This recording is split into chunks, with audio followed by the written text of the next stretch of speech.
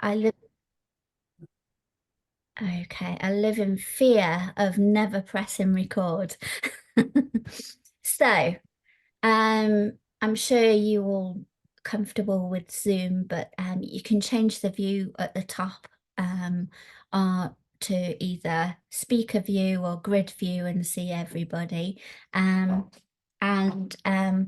chip in and shout at me if there's any questions as we go through the different stages. And if there's anything I explain that needs re-explaining, just give me a nudge and let me know.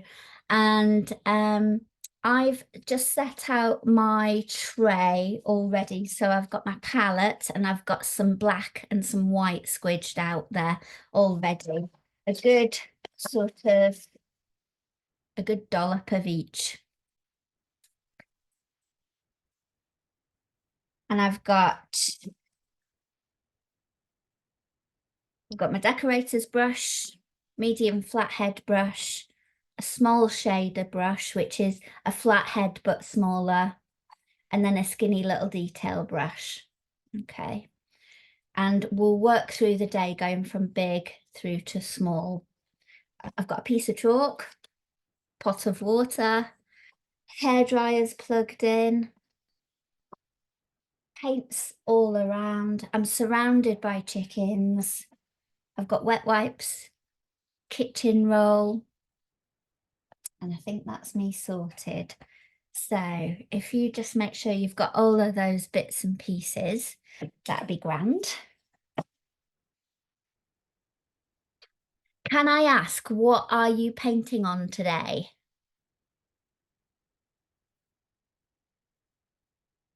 Big long canvas, brilliant. That. A bit wider, but okay, still a sort of still got that panoramic. Yeah, this is a long one. It feels ginormous. You'll have arm ache at the end of the day.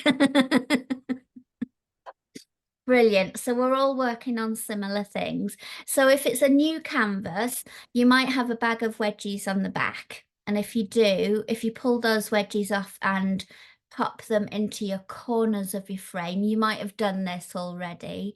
And that'll make your canvas nice and tight. Okay. Should I show you how to do that just in case you need a reminder, or are you all okay on that? You all okay? All good? Yeah. Sam, I tried on mine. I don't know if it's just because it's a 2B canvas, but they wouldn't stay in. Do you know a little trick? If you've got a little cup of water, just put your wedgies in a cup of water for, say, 15 minutes. Just let them soak it up and they'll swell a little. And then you can fit them in that way. And you might just get them into a sort of deeper position doing that. And Okay. it might just bite them. We'll come back to that experiment a bit later. Okay. I can see wedgies going in the corner there. Brilliant. I'm actually going to be painting over this purple background one today.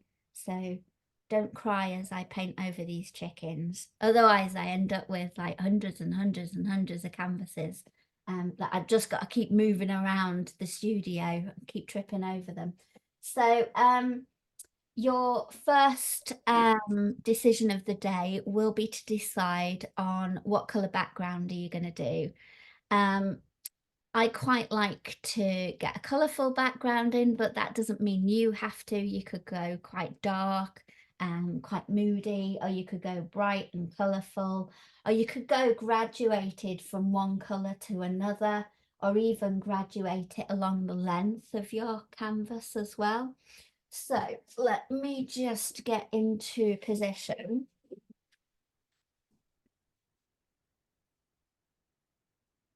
And you all see that okay. Come in, squidge that down. Sneak you in a bit closer.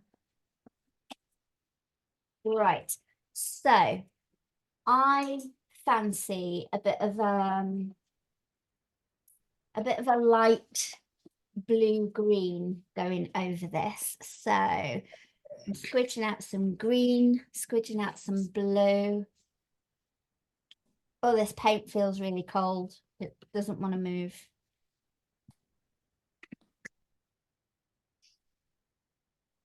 So I've got a squidge of each on my palette. I've got my pot of water. Just dipping my brush into the pot of water.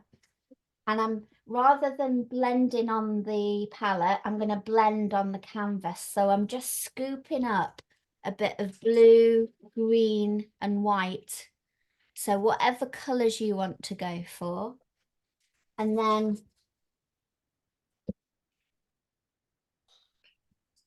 I can cover this canvas.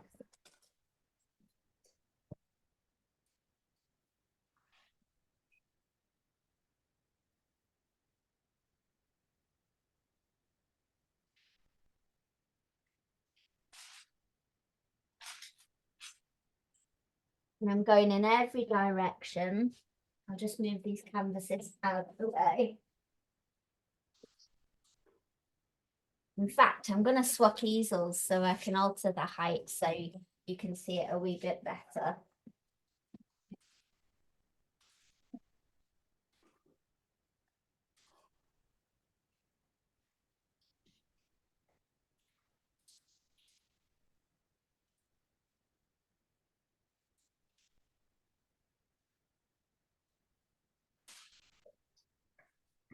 Two minutes in and my hands are covered already. Oh, that feels a bit better. Okay, so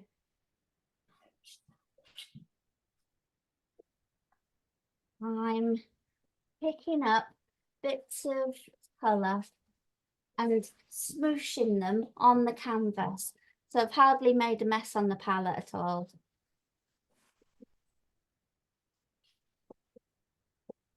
If ever you're painting over something, always add white to your colour to make it opaque, and that means it'll give you lovely coverage.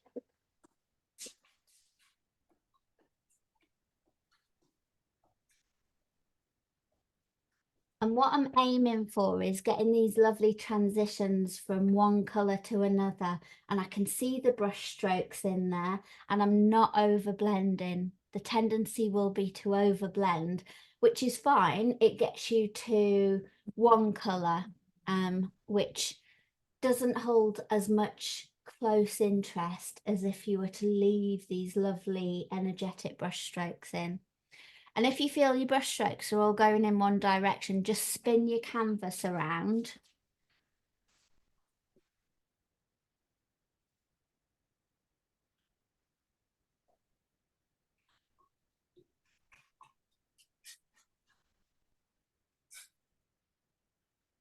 What colours have we got on the go? Red, white and yellow. Oh, nice. I've gone for a green and blue. The green is brighter than I thought it was going to be, but we'll work with it. Is it a bit Kermit-like? It feels a bit Kermit-like at this point, but we'll What you could do is add a tiny touch of red to your Kermit green, and it'll just drive down that brightness for you a little bit.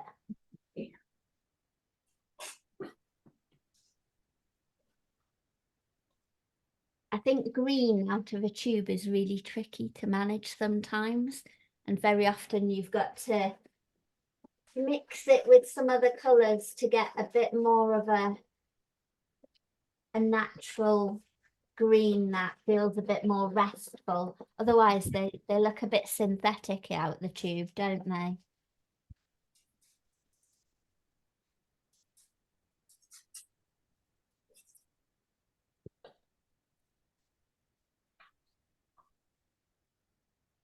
I'm kind of smooshing in a bit of white towards the top of my canvas, just to sort of suggest maybe it's a bit lighter towards the top. It could be clouds, but it's so ambiguous you can't sort of identify it as such just yet. It's just a lovely abstract painting at this stage. And once you've got your front covered, if you can do your edges as well. And it's just a tip tap along the edge with the same colours. And it's probably easier if you do the front cover, the three edges, give it a blast with the hairdryer, maybe turn yourself on mute at that point, and then it's easier to do your fourth edge. So I'm just going to mute myself while I give that a blast.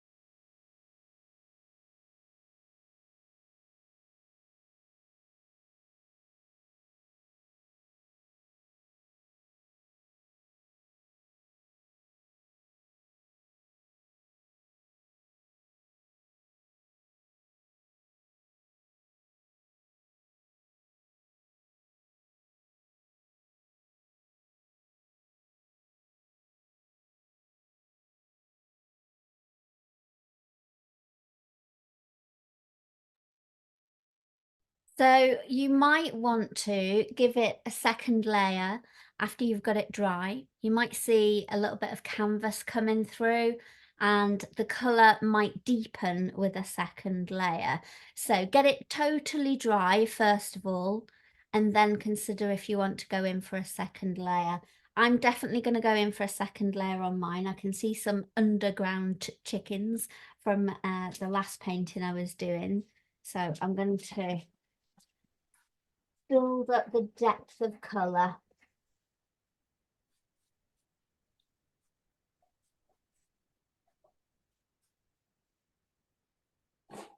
I'm just going to desaturate my green as well.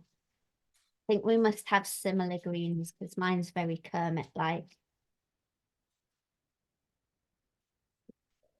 Mine's got like that naturally blue that's starting to come through now.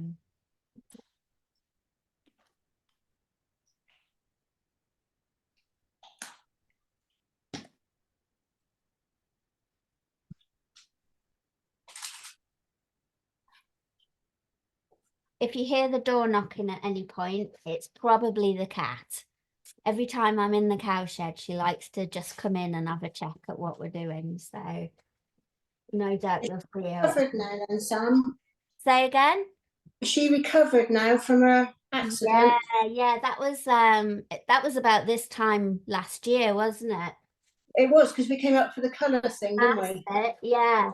Yeah, so she's you would not know she had gone through such a horrific recovery. If we could recover a 10% like they can, it would be amazing. It's just so impressive. Very. I'm But glad she's. she's got this real naughtiness about her today, so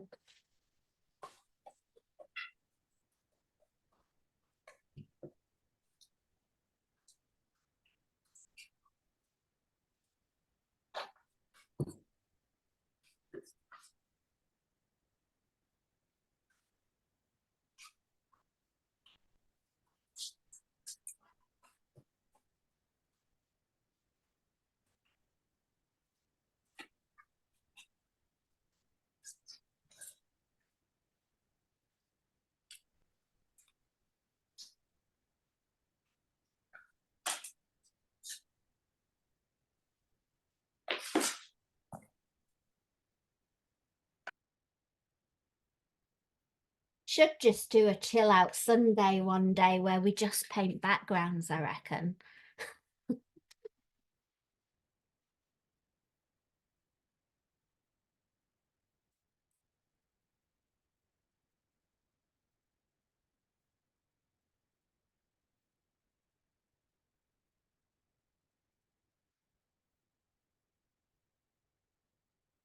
I'm just squidging a bit more paint on my palette because I've run out. Just interrupting a few areas that I think have over blended.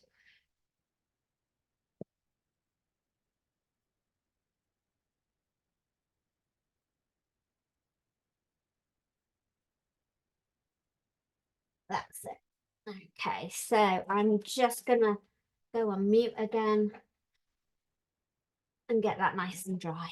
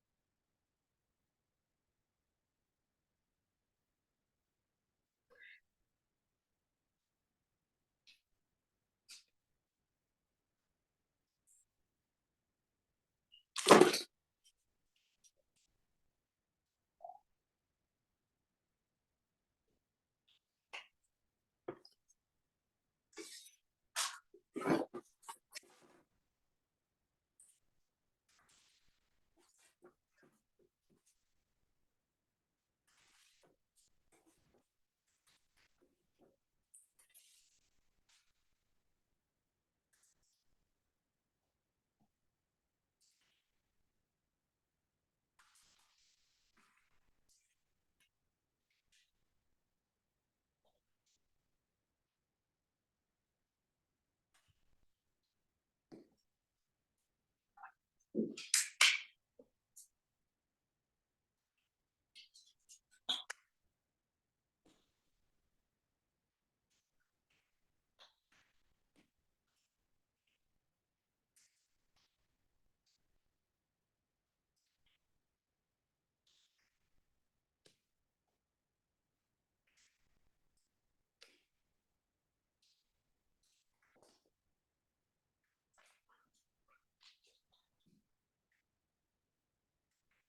sweet.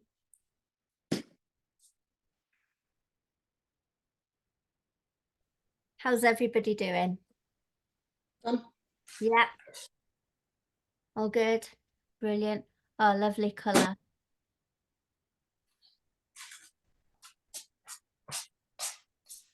So much.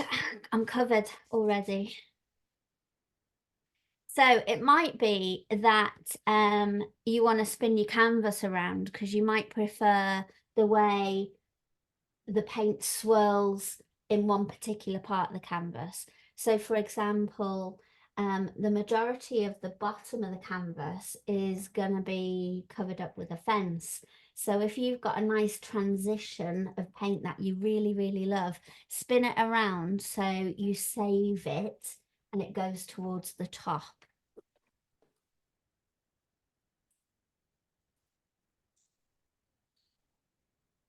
So if you've done that, you can pop your decorator's brush to the side or in a spare pot of water, or just wrap it in a wet wipe so you can clean it when you take a break later.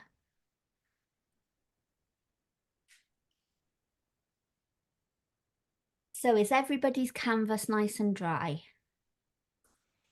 Yeah. Yep. Brilliant, brilliant. Can you grab your chalk for me? And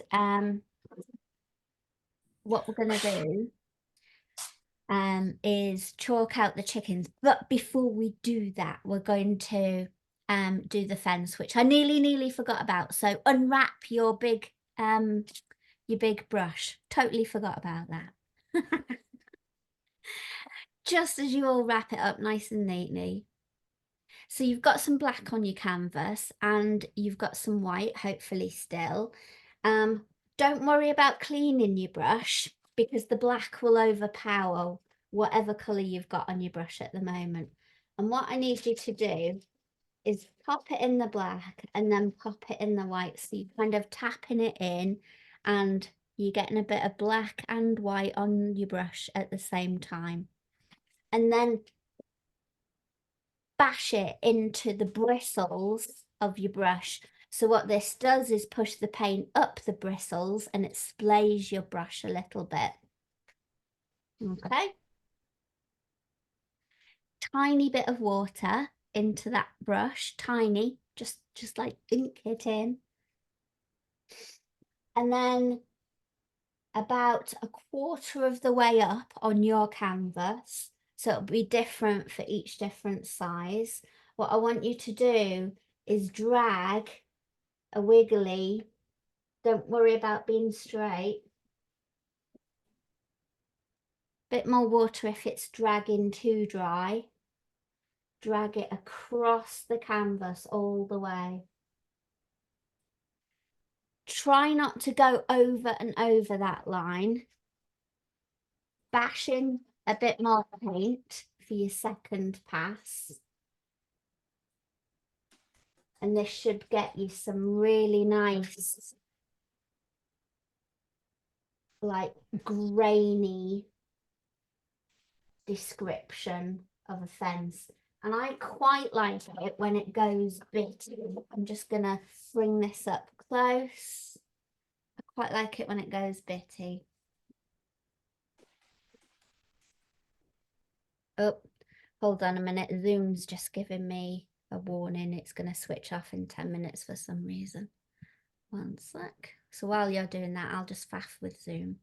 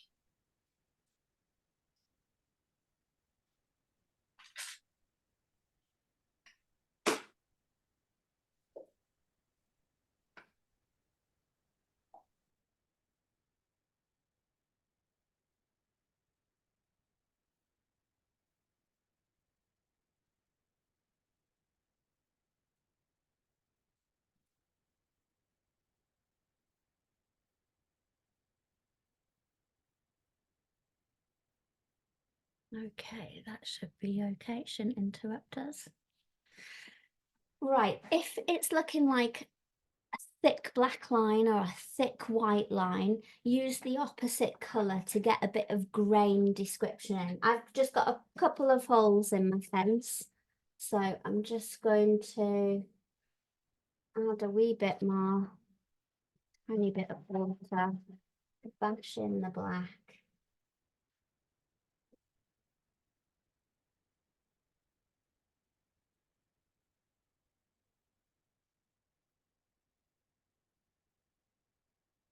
And you want to do the same method for your uprights. And dependent on the size of your canvas will dependent on how you divide that up. So totally up to you. On these sort of skinny panoramic ones, I try to get in 3. So I'll do an upright like this and I'll kind of splay it out at the top. So it looks like a gnarly piece of wood. I'll just bring that up close so you can see.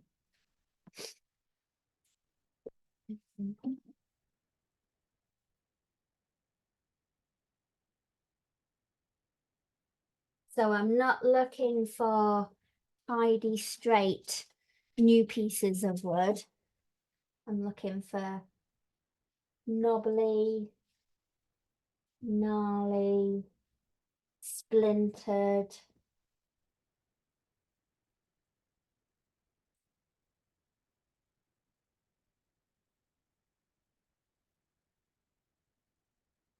And nothing is tidy at this point, so don't worry about any rough edges or any dribbles.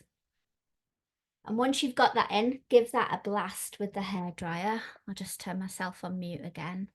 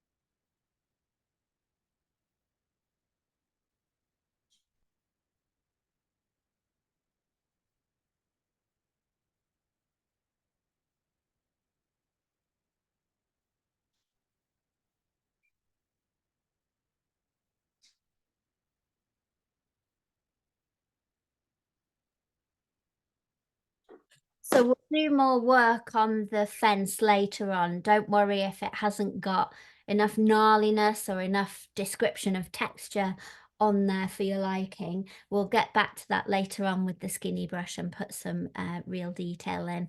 And later on, we'll also consider whether we want to glaze it a brown wood colour or leave it as a grey, dark black colour.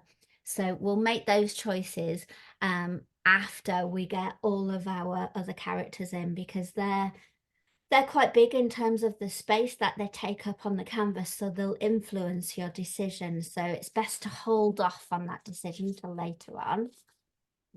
So now you can wrap up your big your decorator's brush and put it to one side for me. And we're gonna get the chalk out. I'm just gonna pin some of my other chickens.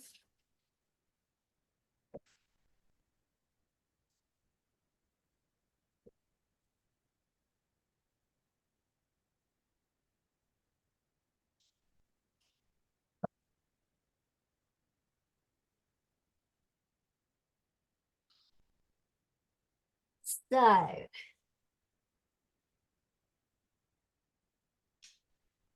we're gonna sketch these chickens on first of all, so we can play around with the composition. And as usual, I make them simple shapes to begin with. So if I talk over this one, if you just watch for a second before you do and before you make your own decisions about what's going where. The simple shapes I tend to work with for chickens are a figure of 8. Okay, bring that up close so you can see it. See that? Yeah. This one is a triangle, or it starts life out as a triangle. This one is like a keyhole.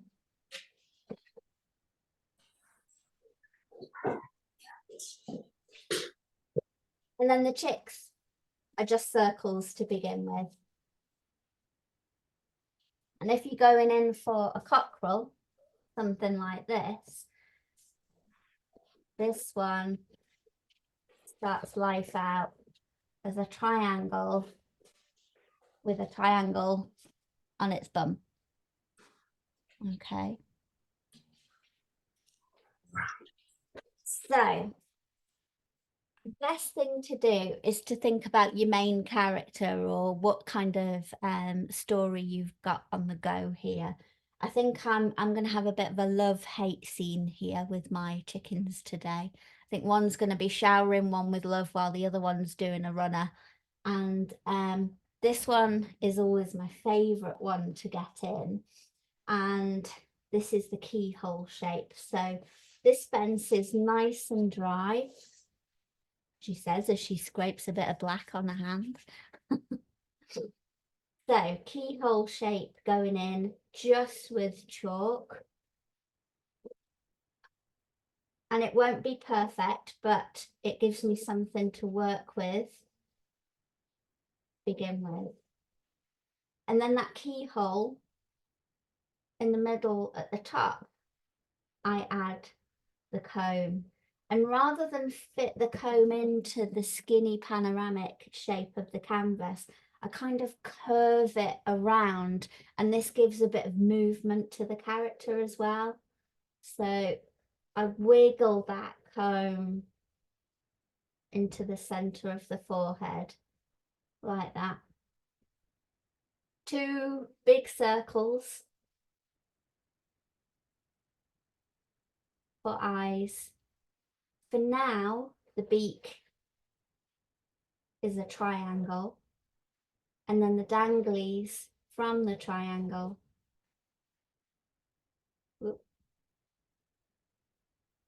are almost like teardrops.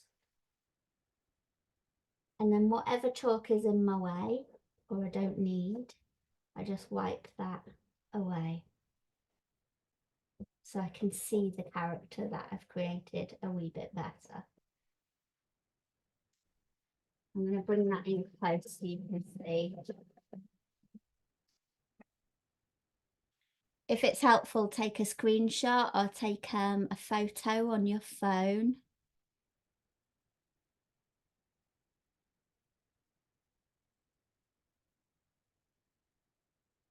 So I'm going to show you a few of these so you can get an idea, and then I'll let you play around with your composition and where you want to pop them. I think I'm going to have this figure of 8 over this side. And the figure of 8 bottom really lands on the fence and is wide at the fence, so it's kind of nestled in, and the head is quite small.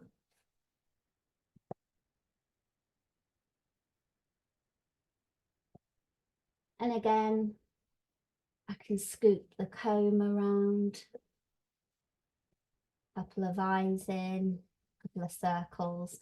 I might add some wings to the side of that just to exaggerate that kind of roosting shape. And then a little triangle. This is getting harder to see because it's smaller. And 2 teardrops for danglies.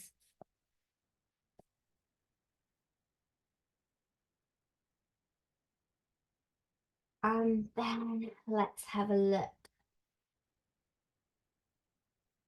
I might do a chick here. Now the thing I always do wrong with chicks, I never leave enough space for their legs. So wipe that out. Let the chick float in the air first of all, then give it a couple of skinny legs. And I don't have to think about the direction of where the chick's looking at the moment because that's small detail and I'll look at that later. Let's have a look. I might have 2 chicks over here on top of one another. Again, leave space for legs. And I've got some space over here. Move my canvas along. I'm going to get that triangle in. I really like the dynamic, the sort of energy of how it's pointing into the scene. So it kind of points us into the direction of the action. So I draw a triangle. I try to remember to leave space for legs. So this is actually quite a skinny triangle here. I haven't got much space here. Once I've got that triangle in, I do 2 sticks for legs. Don't worry about the detail. And then a circle right at the tip, right at the point of the triangle for the eye. And then from there, the comb, the teardrop for the danglies, and a curved beak coming out of there. And that'll do me in terms of detail. So it's all very simple shapes. I'll just come up real close in case you want any screenshots. So starting at one end, there's your triangle.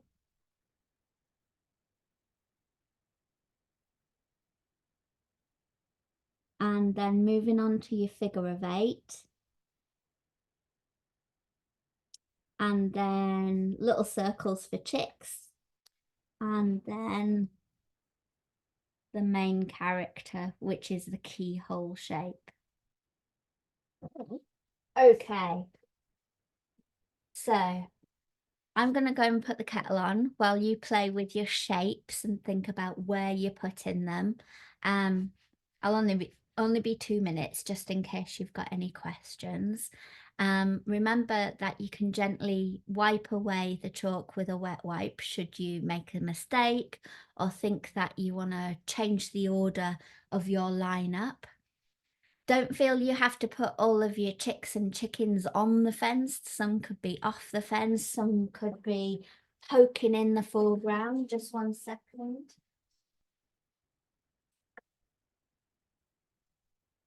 We've got this one here that's just poking in the corner. I'll move along so you can take photos, so you've got reference. And then that one's the figure of 8. That one up there is the triangle, and that's the keyhole. This is a particularly fluffy set of chickens. I must have had a fluffy day.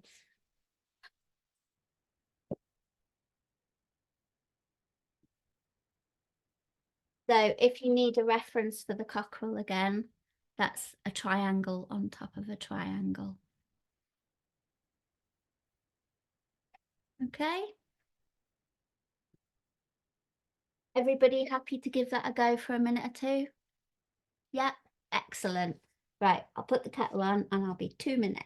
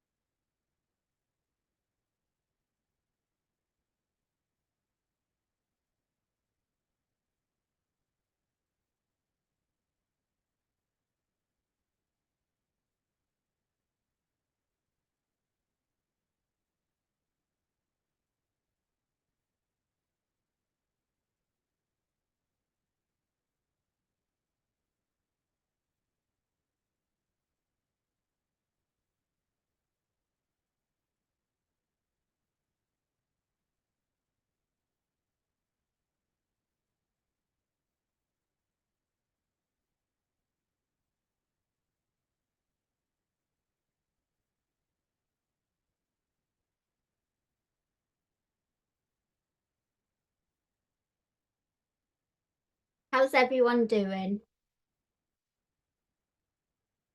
Let's have a look.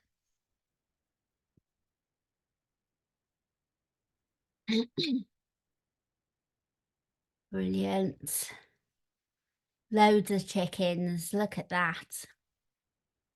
And that's good. I like that triangle coming in, Rebecca, from the base. Yeah. Bit hard. Hard to see with the reflection on this colour palette. Yeah, it's a bit harder to see on the lighter colour. I believe you've got chickens It's on over there. there. It's part of my wall, but fortunately we're redecorating this room, so that's a problem for a future day. Right, okay. So we've got them chalked in. It's a good idea to take a photograph of the stages, just so you've got reference, and of course you've got the stage by stage recording should you ever want to come back and do it again anyway. But I always think that you learn a lot from seeing your painting develop and the stages that it goes through. So don't forget to take photos throughout the day. Now, put your chalk to one side for the moment. You need to think about what colour chickens you're going to have. I really love these warm terracotta colours, but it might be that you want maybe more of a black and white speckle, or you might even go rainbow chicken, I don't know. So totally up to you what colours you want to go for. I'm going to squidge out some burnt umber, some burnt sienna, and some yellow ochre and top up my white.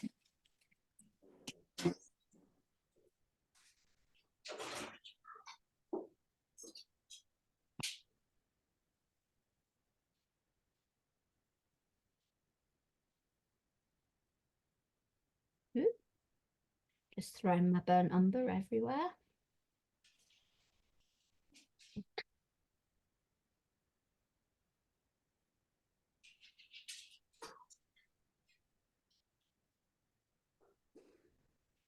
Sienna, I always find really sticky. I think it reacts to the temperature of the room. It's really sensitive. So if yours is sticky as well, look how sticky mine is. Like I'm pulling it out of the tube and it's stuck to the paintbrush. So I'm scraping it onto the palette and I'll douse it in water to get it going, wake it up.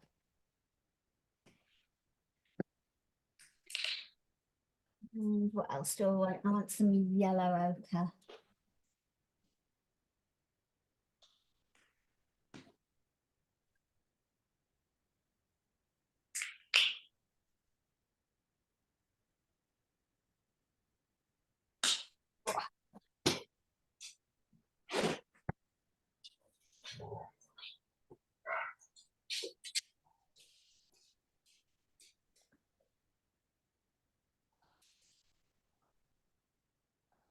So, very similar to the fence in terms of I'm going to dunk my brush into the different browns and yellow ochres and a little bit of white.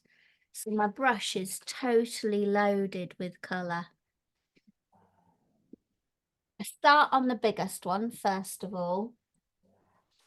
And I don't worry about the chalk lines if I go over the chalk lines. I start and I pull off. I'm going to pull this in so you can see that a bit clearer.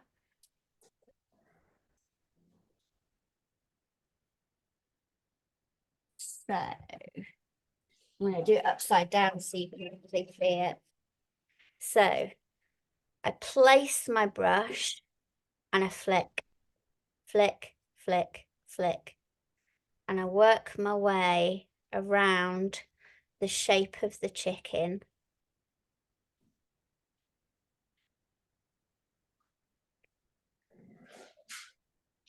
And the shorter your flicks, the shorter the feathers.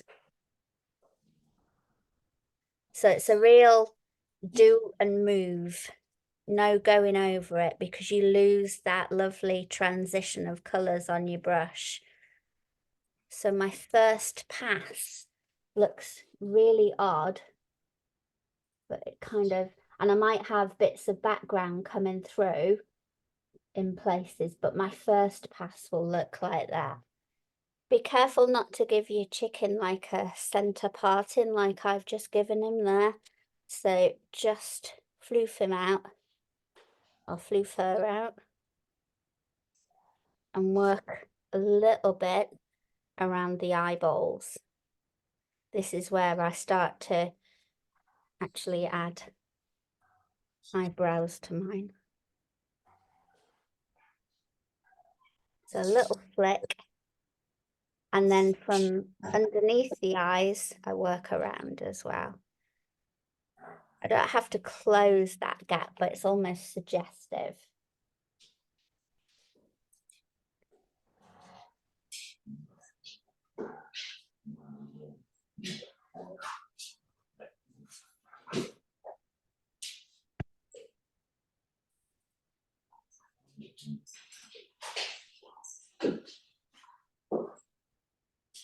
And I'm going to reload my brush, maybe a slightly different colour mix.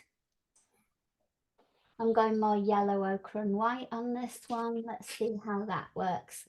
And with this one, because there's such a rounded body, I almost want to describe that curve with each brush stroke. So I'm not going straight up and down, I'm working around that shape. I'll bring it in close so you can see.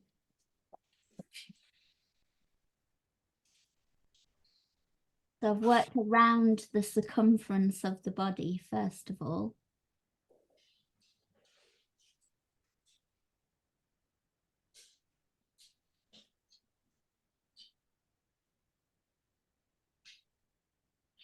We've gone out the way. Wait.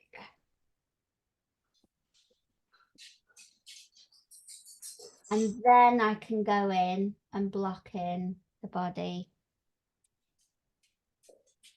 This is only my first pass, so it's almost like I'm just blocking in, but because of the way I'm applying paint, it's starting to give me a little bit of texture. So get the body in first, then I extend it out to the wings.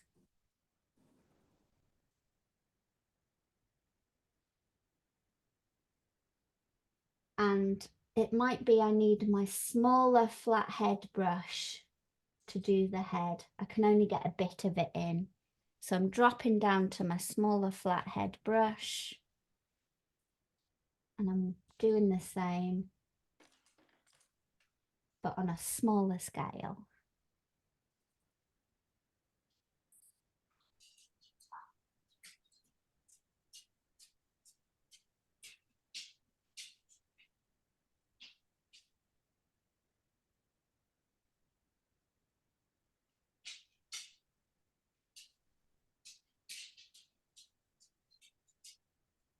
And then moving along to my other one, I might go black and white on this one. So his first pass will be black and white on my brush, and it might just end up as a bit of a grey to begin with on the first pass.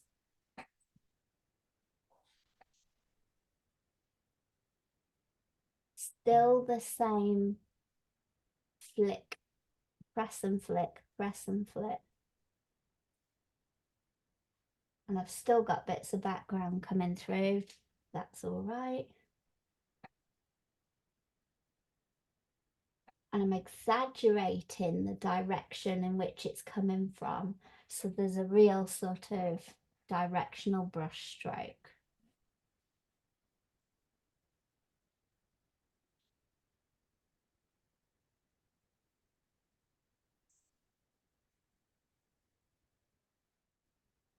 I'll pull him in close so you can see on that one.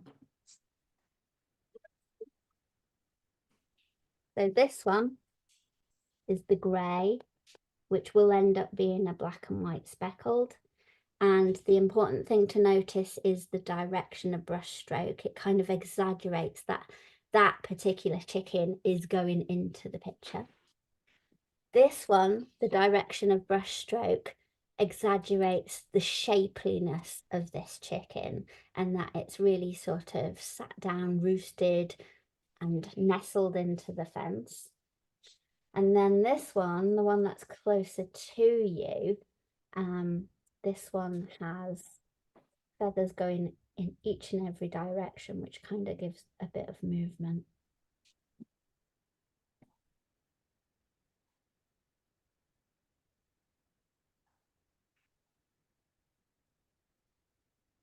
So I'll just mute myself while I give that a blast.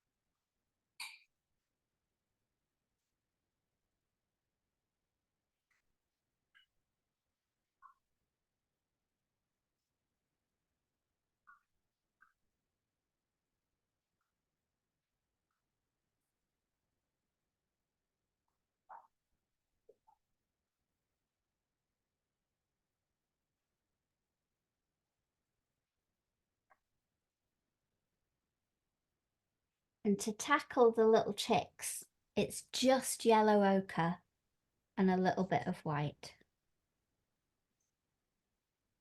And they are like little pom-poms. So you start in the middle of a chick and you flick out and work your way around the circle. I'm on my medium flathead brush and it'll just look like a fluffy pom-pom to begin with.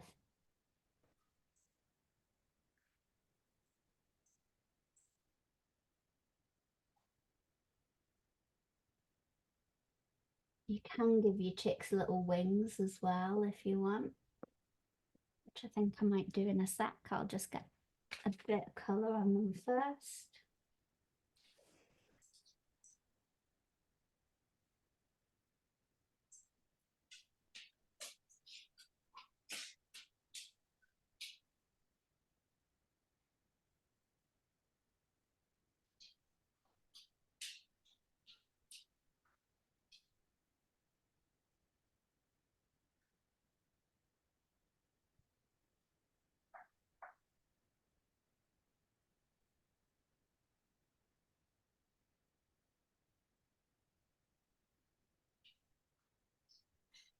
So to add wings to your chicks, use the same yellow ochre and white, but drop down to your smaller shader brush and then just attach little wings to the side.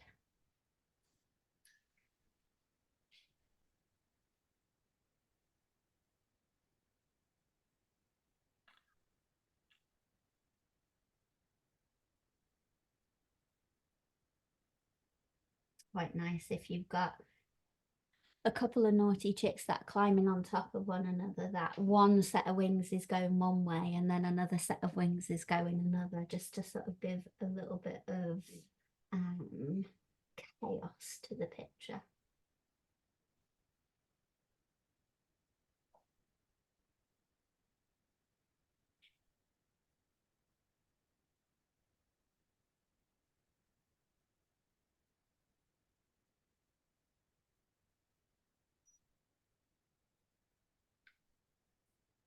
So nothing should look too tidy at this stage.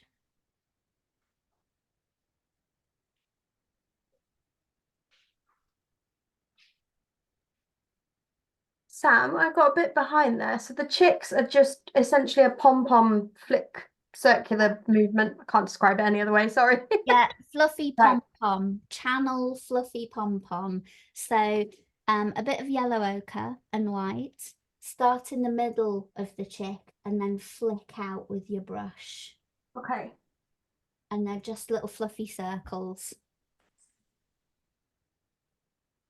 You might want to add wings to them with your smaller shader brush.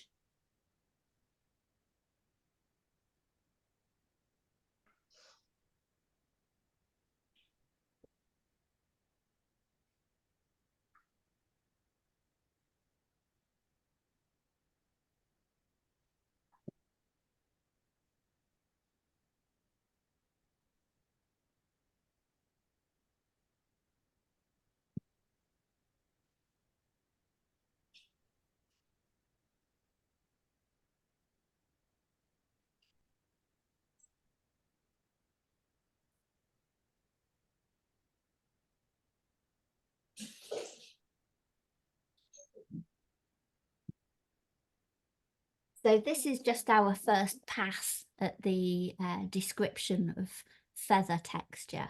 We'll do a couple more passes just to build up the depth on that texture. And then later on, we'll be highlighting and shading to really shape the form of those chickens so they look a bit more 3D. They might be looking a bit flat and a bit basket-like in terms of texture at the moment, but that's just the first pass.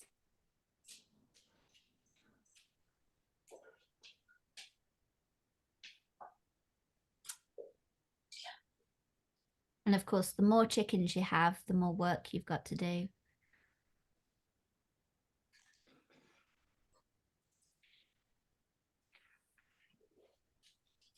So if you get that nice and dry for me, and then if you can all tell me once you're at that stage, I'll get it ready. I think Rebecca's there already. She's just drying.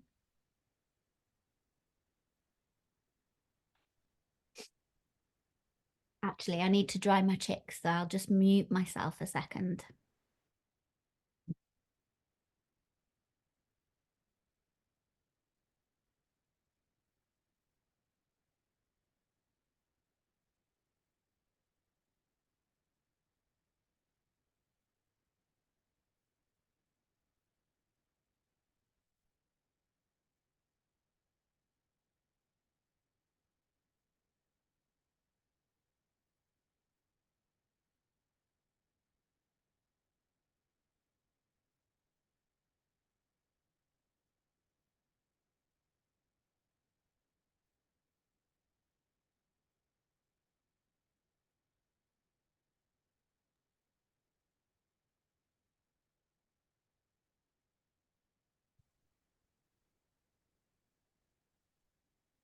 Once you're dry and you're ready for the next stage, if you can clean your brush, the easiest way to clean your brush is with a wet wipe, get the colour off with the wet wipe and then give it a swill in the water.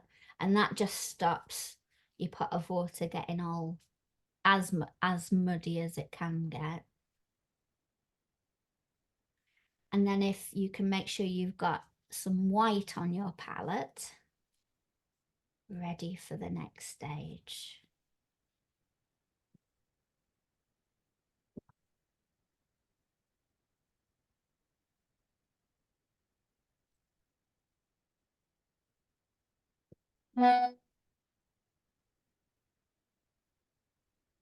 Oh, who was squeaking just then?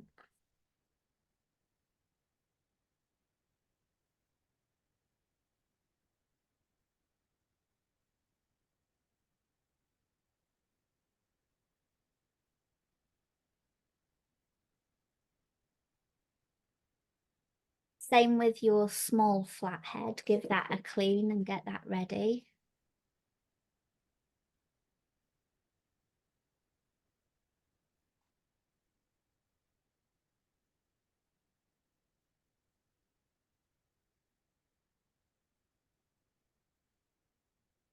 So we've got this simple job of blocking in with white the eyes, the danglies, and the comb now. So some will be nice and easy to do with your medium flathead brush. Others will be a bit fiddlier and you'll need to drop down to your smaller shader brush to fill those in. And it's just a little bit of water just to get the paint moving, not much water. And then we can give that a good old colouring in.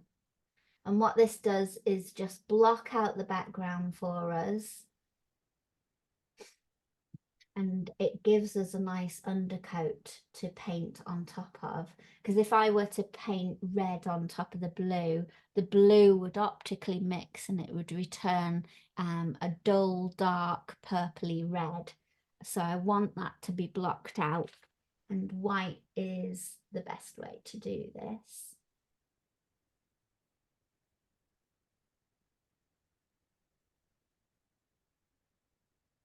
So you might be scooping up some of your chalk lines, which is absolutely fine, because if you don't scoop them up, we will just wipe them away in a little while. Big circle for the eyes.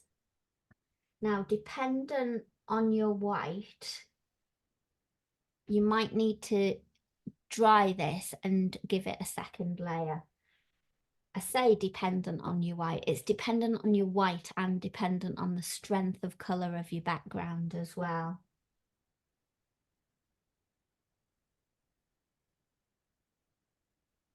And you might play the game of one eye is bigger than the other. Don't worry about it. Just go with it. Oh, and can you block in your beaks as well for me? So that's the comb, the eyes, the danglies, and the beaks.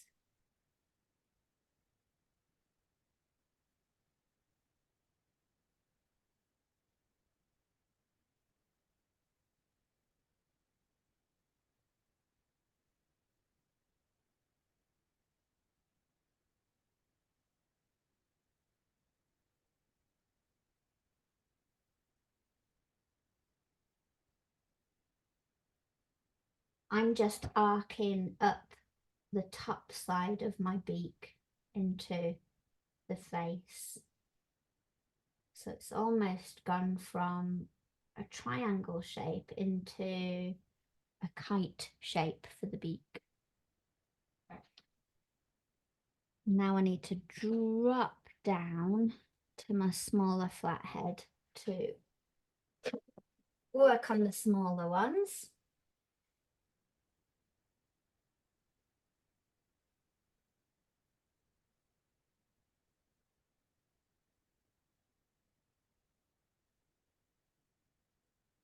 I'll definitely need to do a second layer. My blue is very faintly trying to push through the white, so I'll make sure that I'll dry it and give it a second layer to totally block it out.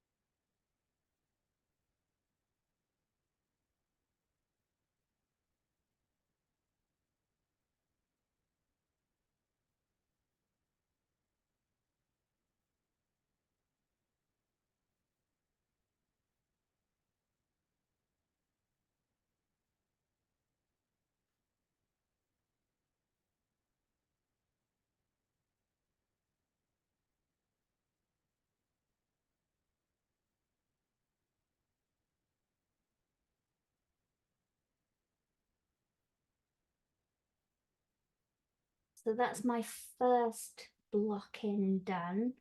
I may as well do the chick's eyes while I'm on the white. So back end of the brush into the white, so you've got that little dribble on the back end of your brush, and then that circled around should give you big enough eyes for the chicks.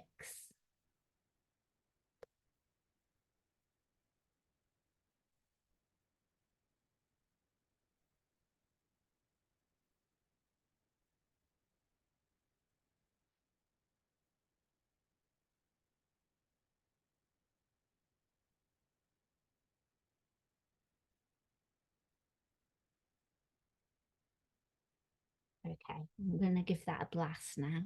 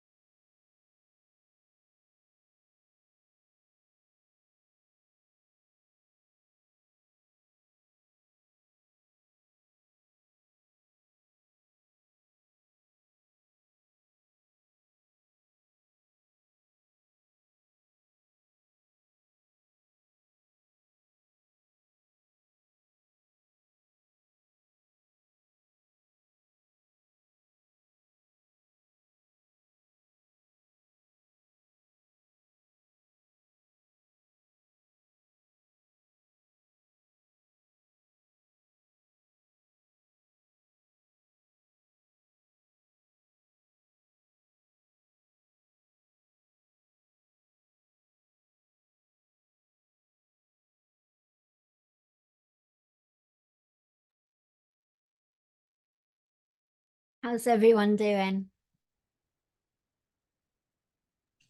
So my cockerel's having a fluffy tail. Do I need to do anything right in that or not yet? No, we'll come to his fluffy tail a bit later on. That's a very bold later with a nice thick application of paint. So Okay. yeah, we'll save that for later.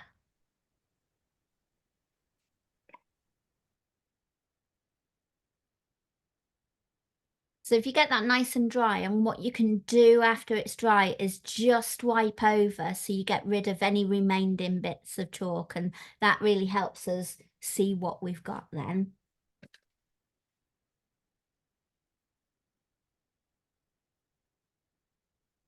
I'm just catching up a wee bit. My partner chose the last 5 minutes to slide down our staircase. She's fine. Are you sure it's Yeah, fine? You haven't just kicked her to the side, have you? kicked her to the side. I just Which more bit? happy with the paintwork. I've lost you on video. Which Oh, hang on. section are you on? Hello. So I've done the white. Oh, I've done the white of some of my chickens. Oh, brilliant. Oh, These. you're not far behind. You're But not I far just behind. no, I left my main chicken to That's all do right. the white, so I'm just filling him per it. Not quite sure it's worked out what it wants to be yet. And then we'll go from there. That's all right. It might be that you need a second layer of white. How's it all looking for everybody? Have you covered it in one, or do you need a second layer? No, I've been doing seconds. I think this green Yeah. is I'm quite- looking at mine and I need a second layer. So if you I'm doing second layer as well. yeah, wipe away your chalk, apart from any legs that you've got in. And then that just reveals any gaps that we might need to address a bit later. And then go in for your second layer.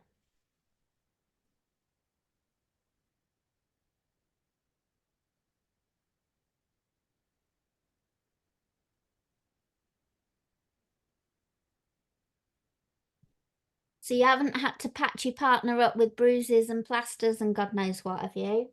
No, she'd just gone down a couple of stairs and shocked herself, I think, more than anything. So she's It's our staircase is a bit dodged, so Uh, she's all right. good. I'm gonna have to go back and paint a chicken. Or I've come back to paint a chicken. I'm sure she'll yell at me if it gets worse. She's supposed to be fixing bicycles. I wasn't even aware she was in the house, so it was a bit of a shock when there was a massive thud. Oh dear. That's a bit of a dramatic way to get out of fixing bikes, isn't it? Yeah, it is a wee bit. Because it's her bike she's supposed to be fixing. Oh. Oh dear. Anyway. My hubby's supposed to be doing a bit of paperwork today, and I go back in the house to put the kettle on, and he's cleaning the kitchen floor, so there's some cleaning going on, I think. It's amazing what I must admit, I usually do my paperwork on a Sunday afternoon, so this is the procrastination from paperwork. So I need to keep you as long as possible then, is what you're saying. Pretty much. Well, I'm sure I can titivate when we finish for a Absolutely. few hours to excuse myself. Absolutely.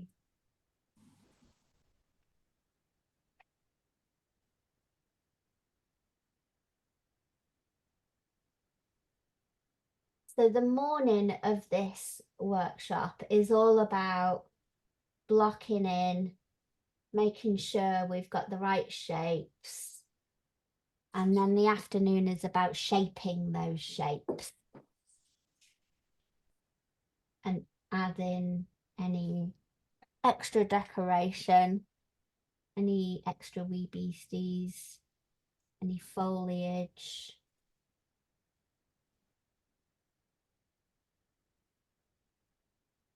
Do you think an element of how you're feeling comes out in your chicken? Because the one I've painted since she fell down the stairs looks a bit manic.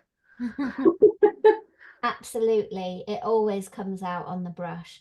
And I always tend to find that I pick colours that I'm wearing inadvertently as well. So, yeah. My paintings in the summer are always bright, and I always want to go a bit more subdued in the winter. So it definitely comes out.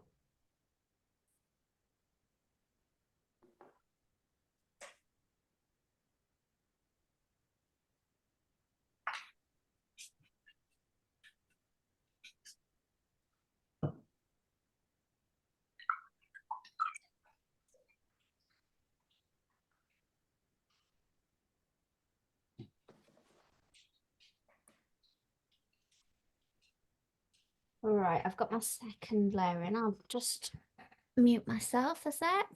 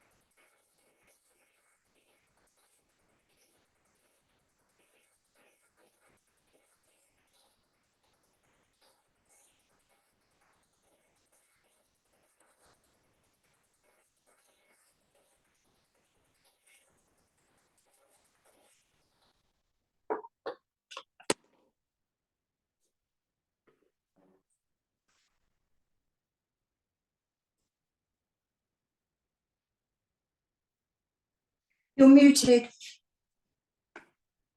Hang on. You were muted. You not lip read that. No. There's some really nice shapes going on there. So Thank you. when we come to, oh, go on. That one there, Yeah, I'd like to be able to do his beak open, like he's shouting at you. yeah. Do Okay. I need to do a bit more of a triangle Yeah, at the top as well? So it's more of a diamond rather than a... yeah, exactly. So where's my chalk? Hopefully you can see this on here. So just as you said, a diamond, and then what you will do is like a square inside like that. Right, Yeah. thank you. Okay.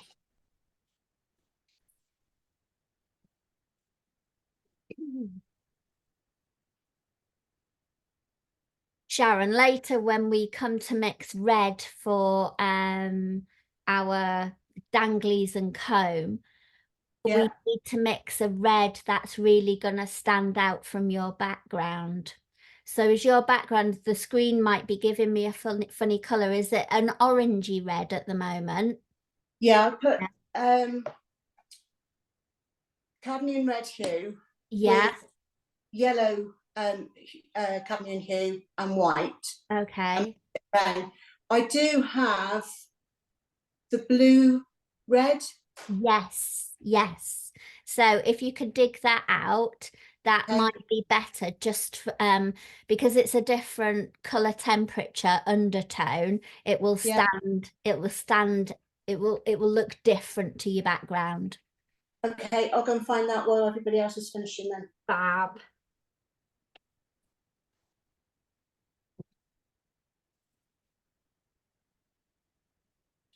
You got me into this bloody charcoal. Do you like it? Yeah. Well, I'll show you. Did you see my boats? No, I haven't. I haven't seen. When did you put that up? Last week. Oh, no. Boats. No. Oh, I'll have a catch up later. All right.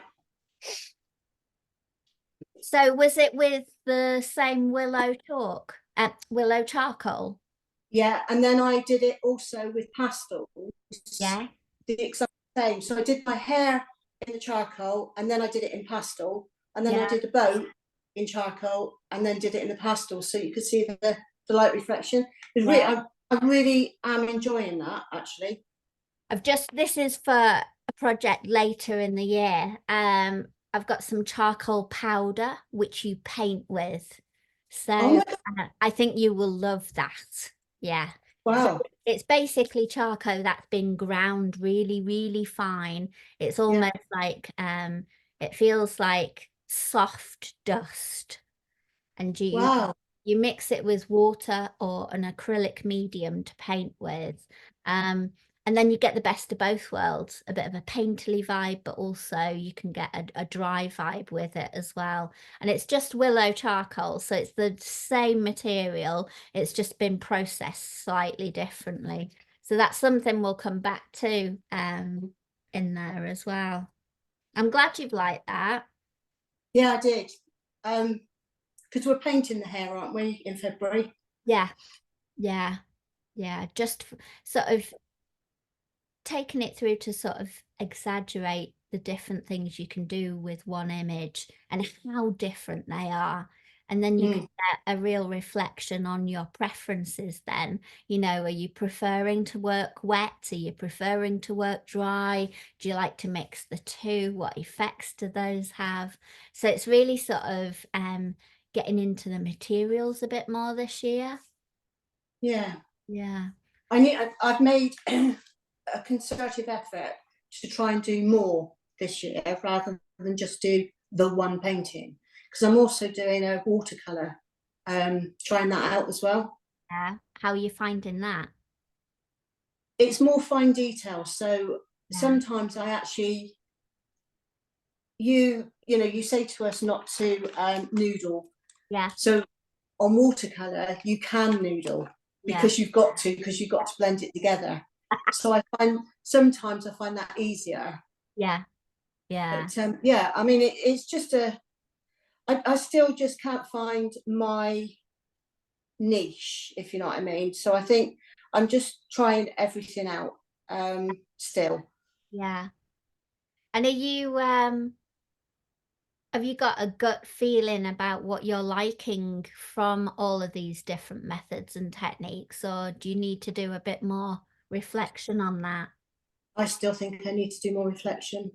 Maybe that's one of the sessions we do, you know, in how we look at the different blocks that build up your style, just as a reminder for folk who've, you know, you may have done it before with me, but I think it's good to revisit it time to time, and you'll have learned so much more since as well. So like even with doing illustration at uni, you know, I've learned lots of different printing processes that is actually informing how I work with paint now, which is quite interesting. So again, even me just reflecting on it and sort of being a bit more analytical about actually how is my style evolving, because it's never static, it never stays the same, or if it does stay the same, it's got a shelf life to it, and at some point you bore the pants off yourself, you're not interested in your work anymore and you fall out of love with it. Because I've noticed your work is not it's not character cows anymore. It's going into more people. Yeah, there's more figurative work, certainly, and I think the cows are always going to be there. It's like, you know, that's what started it all. But in terms of what I want to be when I grow up, I can imagine being 90 years old and still drawing. So I've got a lot to learn to be that person at 90-year-old and still drawing and still painting. So that was the reason for going back to uni, and also learning more digital processes. As our world is changing, I can either choose not to be part of that or understand it and decide how I selectively use it. I love analog. I love getting my hands dirty, getting stuck into the paint. I love understanding material. I love that it's expressive and it comes from you. And digital somehow takes that away very often. But there's a sweet spot where it crosses over. And that certainly helps you with your commercial work as well, when you're working with, you know, corporates or publishers or agents and things like that, because of the speed that you need to turn the work around. It certainly helps you out that way, but there's nothing better than pushing pigment around a canvas, I don't think. It's just we're not machines ourselves, so we can't like churn them out day by day by day by day. We have peaks and troughs, you know, it goes with our energy, and we paint differently dependent on where our energy is as well, just like we were talking about earlier. So yeah, going back to uni is very much about, how do I sustain this forever? What does that look like, you know? And I could probably have an okay career just painting cows, but there's a lot to do out there, a lot to learn. So sometimes you just need to stretch that a little bit. I think being known for one thing is very good from a marketing point of view, but again, that only has a certain shelf life, and then folk are like, yeah, she paints cows kind of thing. So you do have to keep surprising not only yourself, but the folk that follow you and the folk that have invested in you in buying your things.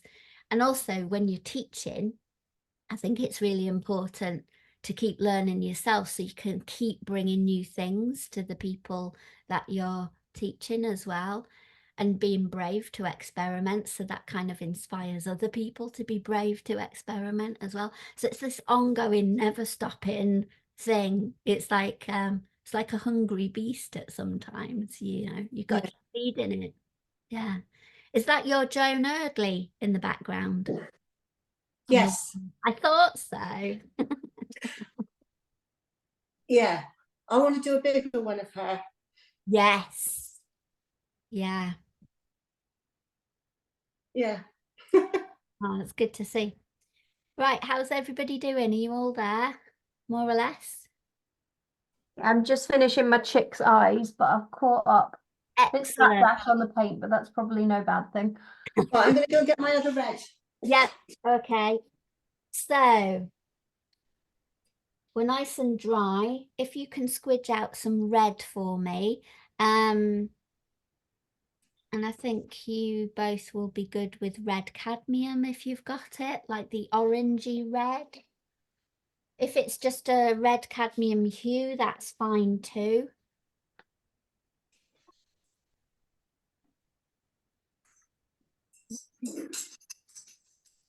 And if you can clean your brushes so there's no white on your brush, it's nice and clean.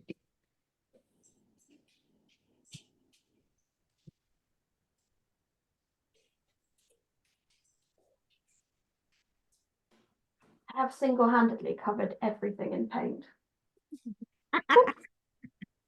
That's like a So, proper artist. My partner is an artist, but photographic digital. So all her work Oh, is yeah, very tidy. yeah. It's all on a computer. And then when I said I was doing this, she was like, right, where's the newspaper? She was correct. Yeah, I've always got a wet side of the studio and a dry side of the studio. The dry side's the digital stuff. okay. Sam, I've got Yeah. a primary magenta or I've got a quinacridone scarlet. Oh, just spin them around for me. Come, Oh, hang on. back a bit.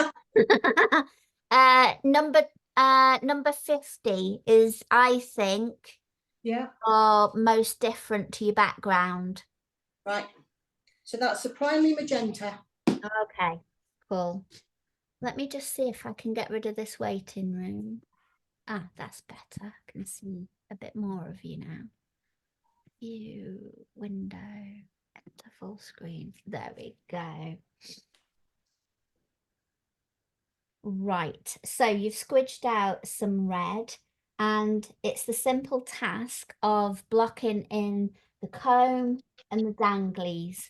Leave the eyes. I don't want any red eyes. And leave the beaks. Okay, so just the comb and the danglies. And again, this might take a couple of layers dependent on the pigment quality of your paint. I quite like applying this really thickly, so I get like thick brush strokes on the canvas, because that is going to help us out later.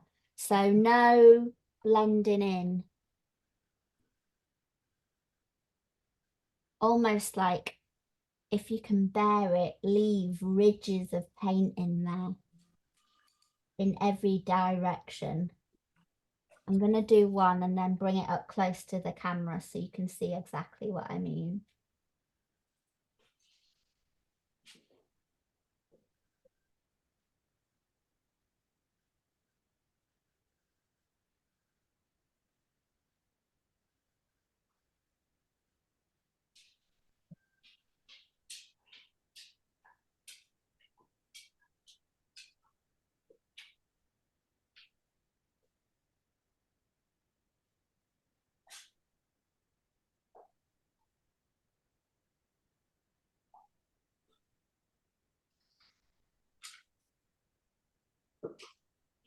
Imagine you were putting butter on toast and you weren't counting the calories. You were lathering the butter on. It's that thick. I'm just going to pull this up close. See if you can see. Can you see the ridges in the paint there? Yeah. Yeah. So those ridges are going to help us out later on. So the more ridges, the better.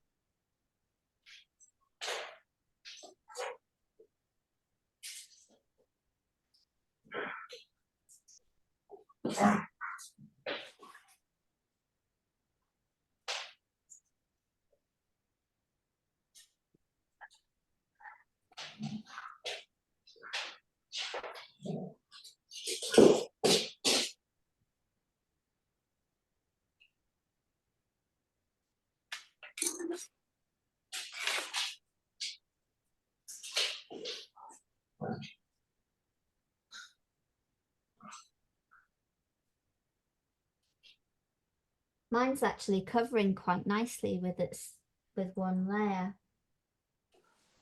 So we might get away with one layer because it's so thick.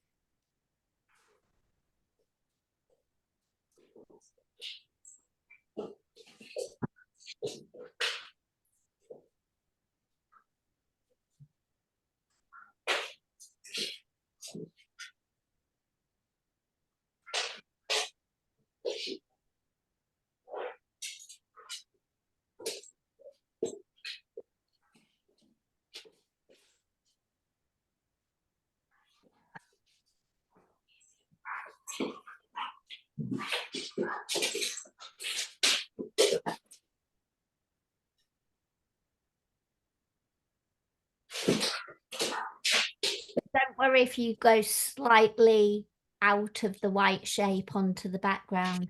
That kind of gives like almost like a little bit of an outline, which is quite nice.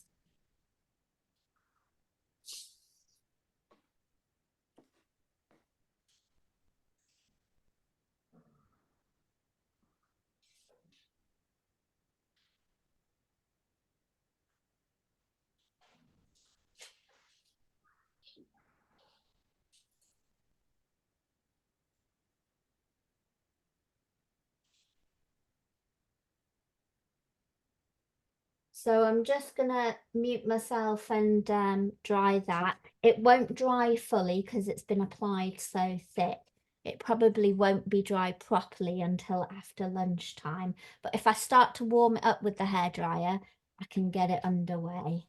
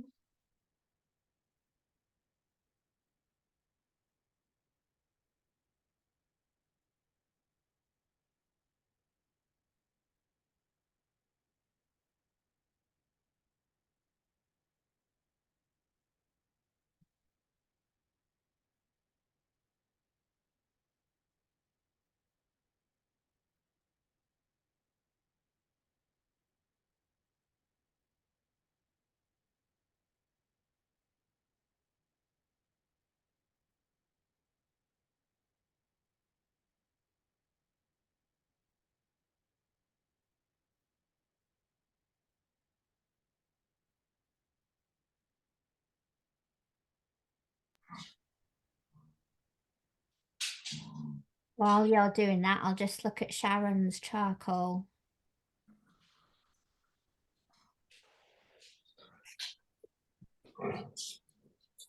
Oh, Tanya's done a sheep. Oh. Oh, nice. I like the warm versus the cool color choices you've used. Thank you.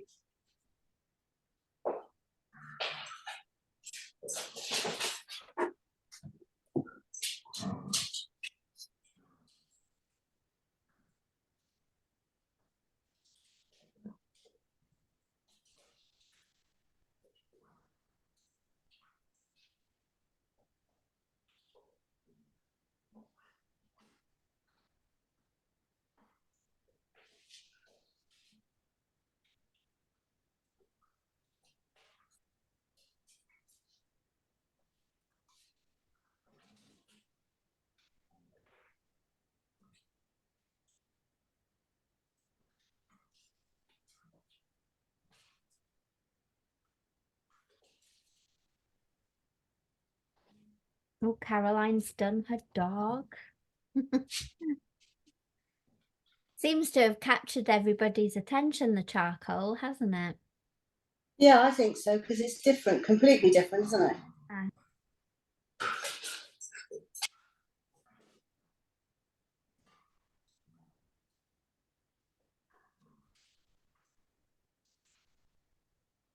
I remember at school in art, I was doing a pencil leopard, and my art teacher told me that I was taking far too long in doing it, so I had to finish it. And I thought, actually, that's not fair, because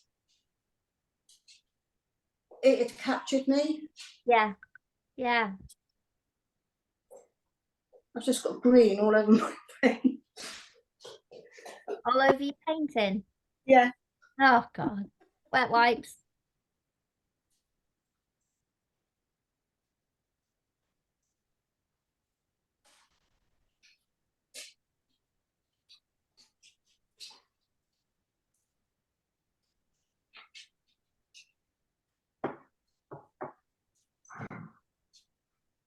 Oop, smudge that.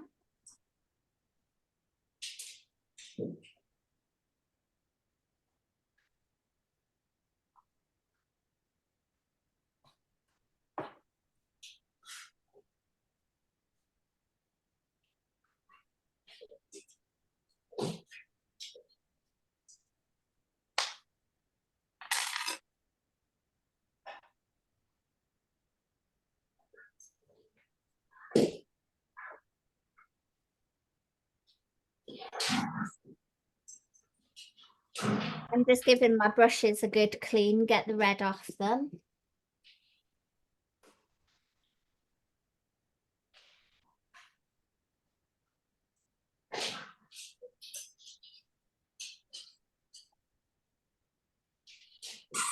So where will we find the recording when this is all done? I'll send a link and it'll come up on your school platform anyway, on your usual log on. But I will send a link because not everybody is on the platform, so they can access it via the platform or via the link I send. It'll take me a little while to upload this one though, because what I might do is just edit out a few of our breaks. Just so folk don't have to sit through. Do you remember you did a fox? Not Christmas just gone, but Christmas before, for a Christmas Eve one? Yeah. I didn't get time to actually do it, but I never got that platform come up on my. That goes, Christmas ones turn over quite quickly. They come off in March, the short Christmas ones. So if you've not done it from Christmas to March, you won't see it on your platform, only because the platform holds so many videos and I've got to keep rotating them. So Okay. normally the next one knocks the next one off, if you know what I mean. So yeah, try to give good warning that when people book the Christmas ones, they don't stay on there. I just keep them for the season as if it were. That's all right. I've lost out then, so that's fine. Have you got the fox on Blooming Wild? Yeah. Ah, okay. Yeah, I've done all that. The Blooming Wild one. I didn't like the deer at the end, or the reindeer, so I didn't finish him. But everyone else I did. I quite like doing that. Yeah, you can always chop him off and then replace him and go again. Yeah. Yeah. Possibly. We'll see. Moved on since. Making that book was hard work, wasn't it? Yeah, but look, you all did it. We did, yeah. Yeah, it was like a complicated start, wasn't it? Yeah. Shouldn't really need to be, but yeah. I really enjoyed doing the skirt and the boots. Oh, the autumn one. The autumn one, that is my absolute favourite. Okay. Yeah. Is it like the flowing folding material you like, or is it the colours you like? I think it was the colours as well as the folding material. Yeah. Yeah. See, all of these things, when you say you like something, you should just make a note exactly what you liked about it, because it gives you clues to your preference. Right. So if it's the color palette you really love, so are you an artist that works with an autumn color palette? You know, it's a question that helps you drill down your preferences. That's fair enough. Yeah. Okay. It's unusual. I've gone for orange today, but maybe that's the reason why. Yeah, yeah. Here's your autumn still sneaking through. And maybe Yeah. that's why you love Joan Erdley as well, you know, that natural environment. Yeah. Yeah. Food for thought. So have we all got red bits on? Nice, thick, juicy red bits. And have you given it a little dry just so it starts to warm up? It won't dry properly. It'll probably just dry the skim of the paint, but it'll dry enough for us to work on a little bit later. So if you can clean your brushes and squidge out some yellow, let me have a think. You might have it on your palette already, some yellow ochre. And if you can block your beaks in, beaks only, with yellow ochre. And yellow ochre's got white in it, so the coverage should be good for one coverage. Should be enough for one coverage, I should say.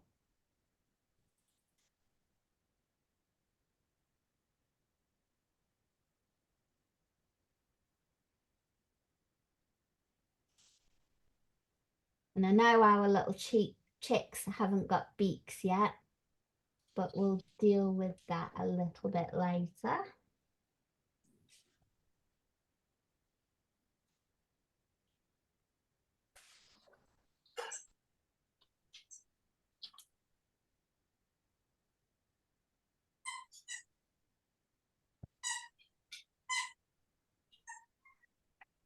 Your chick's squeaking. Yes, the kitten in here.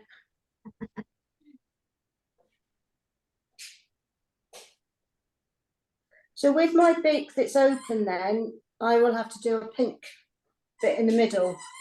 Yeah, we'll probably do a dark colour first of all.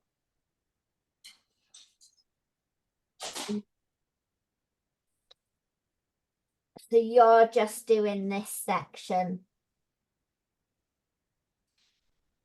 Right, okay.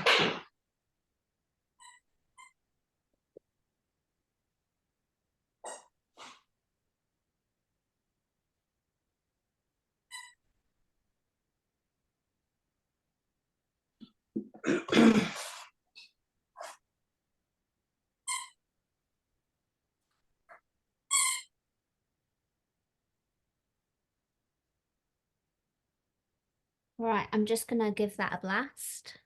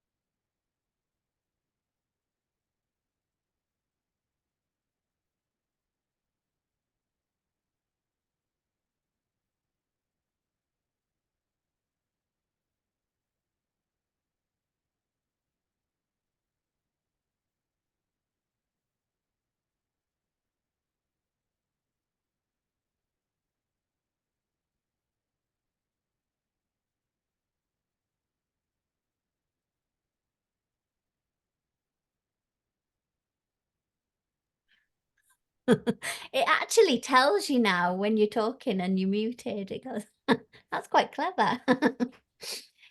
While folk are catching up, it's probably a good time to put the kettle on, grab a cuppa, go to the loo.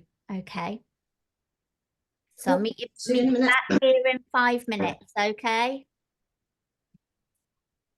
I'm going to do the same.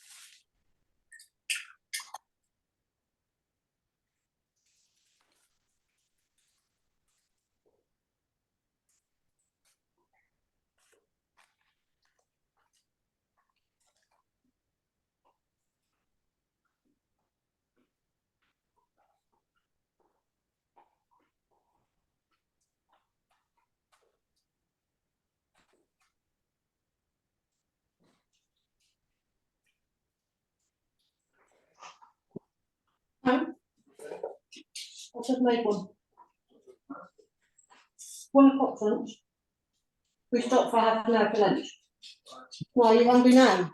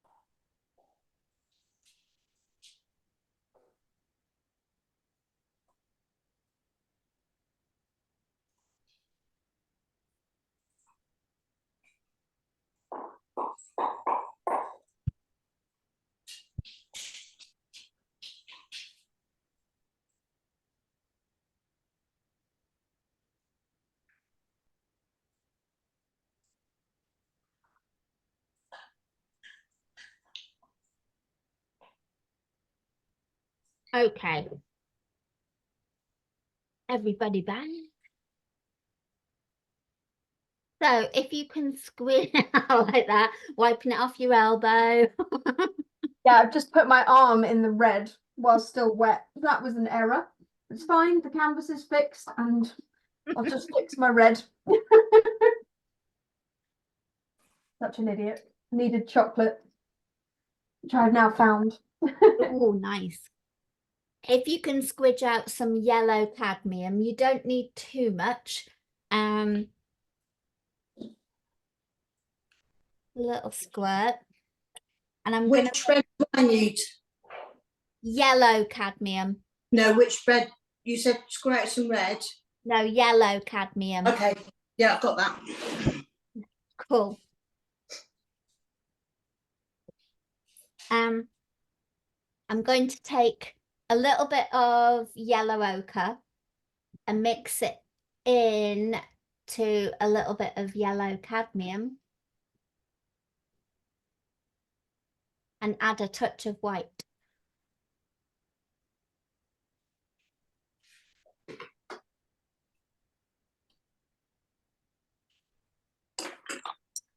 And this is going to be the base for our eyes. So slightly lighter and brighter than the beak.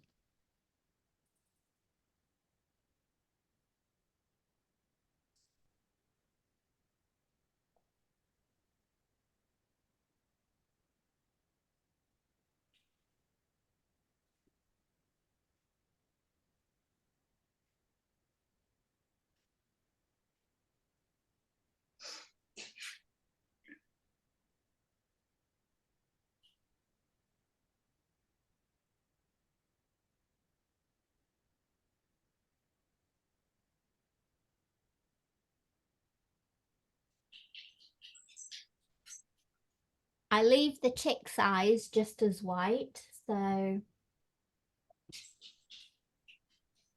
just do your chicken's eyes and your cockerel's eyes.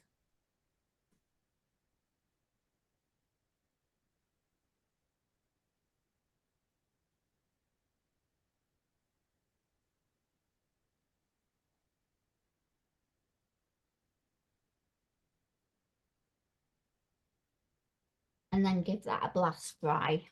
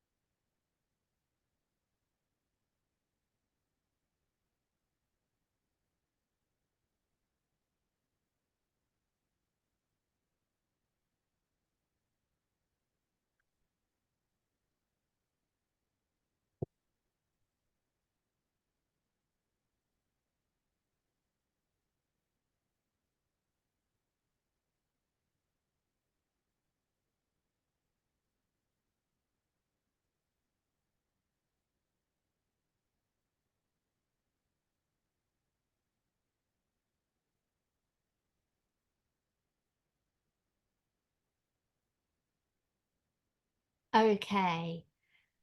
So the eyes look like a flat disc at the moment, and what we need to do is make them look like a ball. So to do that, we need a shadow and a highlight.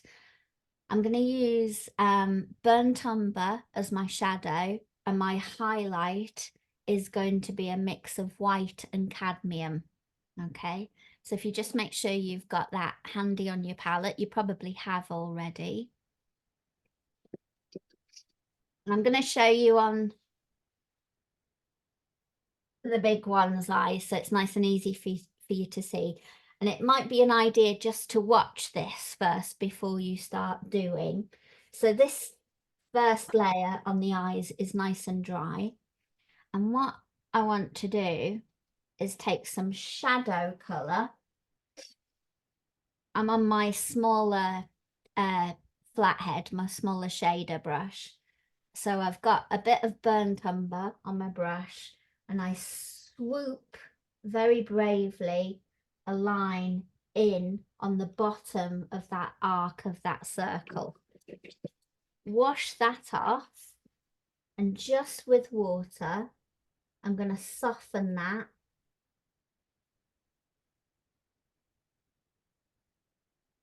I don't know if you can hear my brush scrubbing against the canvas, and it's blending into the yellow ochre underneath it.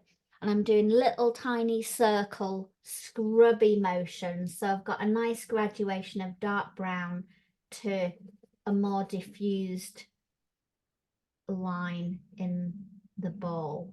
Now, stay with me a second. I'm going to work the opposite way now.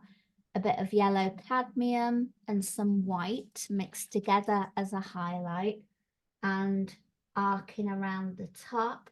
If it's not showing too brightly, add a bit more white into your mix.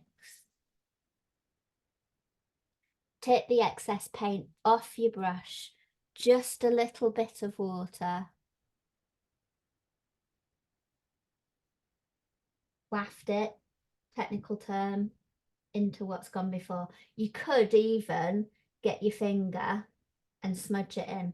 You know how you put like your blusher on your cheeks, kind of like that. So what you end up with is a lighter top side and a shadow underside, which kind of makes that look more like a ball than that. Let me bring it in nice and close so you can see. Got that? So we've got that to do on all of our yellow eyes. So a bit of burnt umber underneath. Clean my brush with water, soften it into what's gone before. I'm almost using my little shader brush like a colouring in pencil.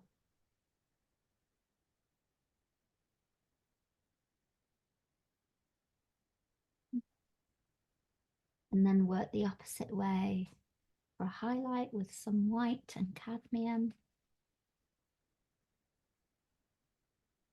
Arc it on the top. Clean my brush off.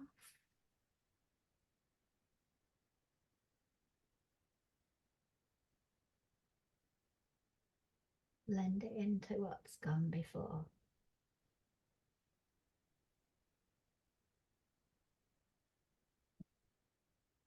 Gets a bit fiddlier on the smaller eyes.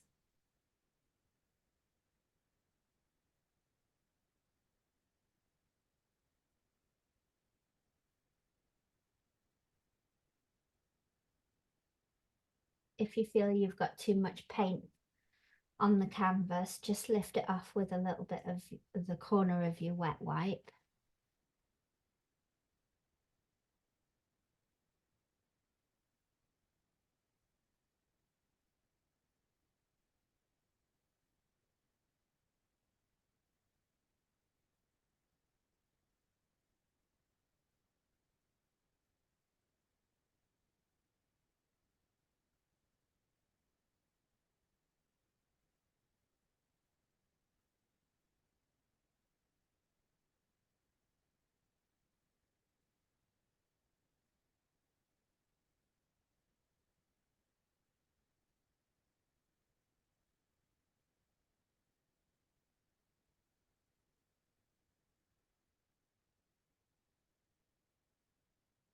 Just going to give that a blast dry.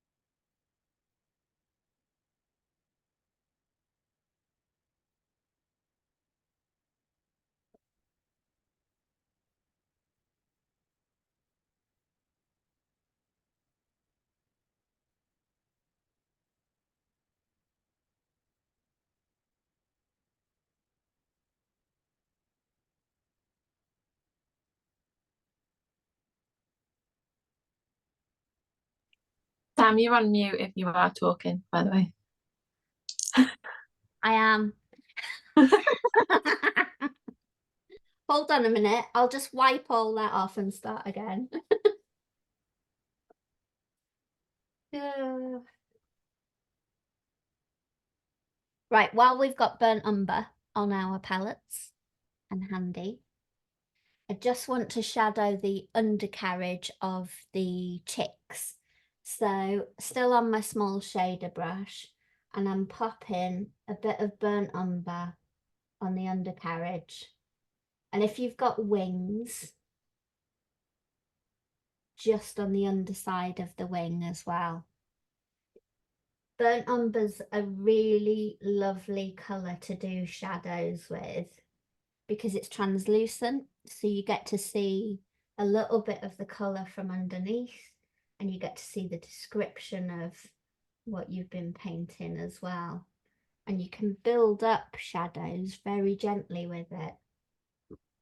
Whereas if you went in with, say, a black to do a shadow, you've buggered it immediately.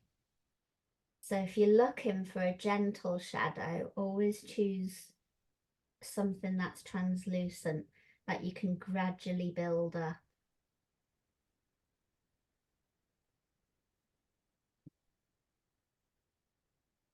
So my chicks are levitating at the moment. They haven't got legs.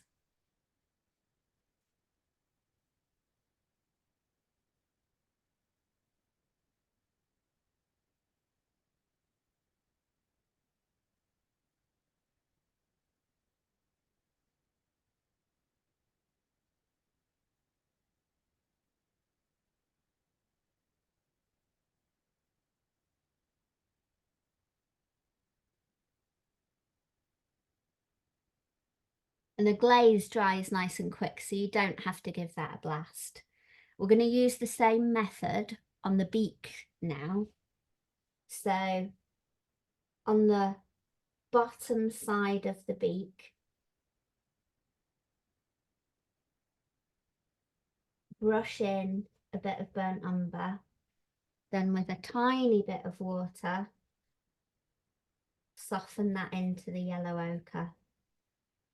And it might be we exaggerate that a bit further after lunch. Let's see how far it sinks in.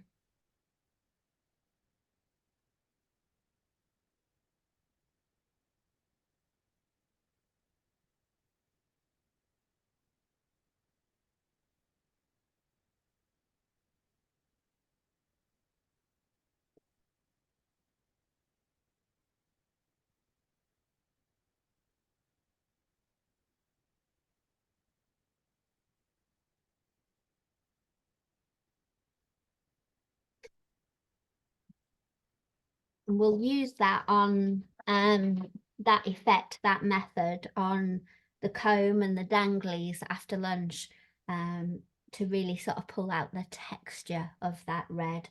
But it's not dry enough to do that just yet.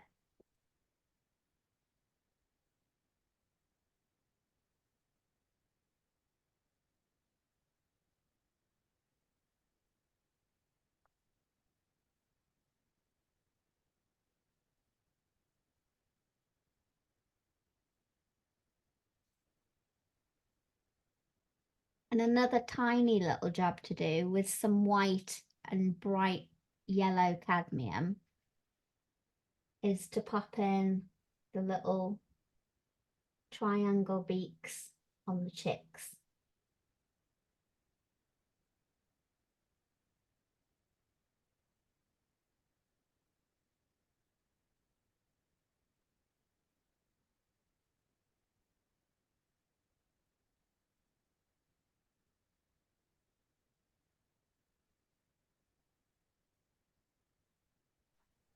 Sam, on my open beak, then do I do the bottom V a shade? Oh, for the shadow.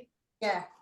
So what you could do is pop in burnt umber on the inside square for me, and Yeah. then yes, you're correct. The bottom part of the beak you would shade underneath. Sorry, that's not showing. you would shade underneath and blend into that bottom part. So you'd have brown in the middle, Yeah, yeah, and a brown outline which you'll blend into the yellow ochre. cool.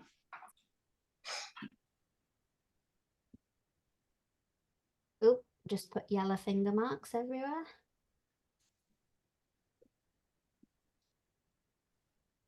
Can you bring the chicks closer so I can see like how you've done the beak and the fluffing?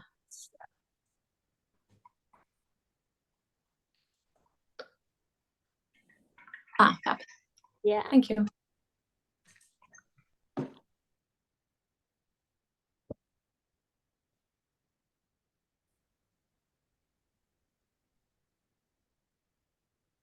Oh, the cup of tea evaporated.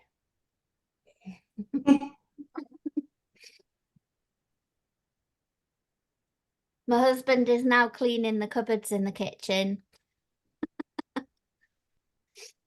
That is a Lucky sign of you. desperation, I feel. Wow. Yeah. He obviously doesn't want to do the job he's supposed to be doing. Sorry, can you just show me the chicks again with their beak, please? Coming in. Oh yeah, thank you.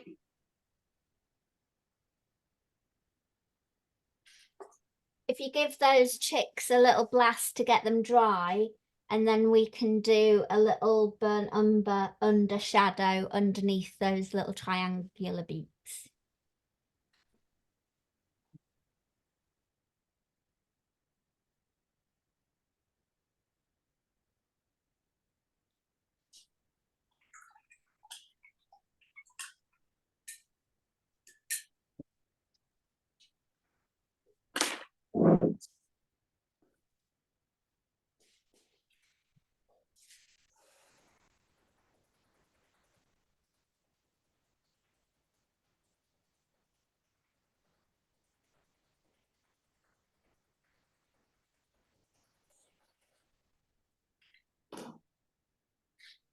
The burnt umber under shadow under the chick's beaks is almost like just a skinny brown line. I'll bring it in close.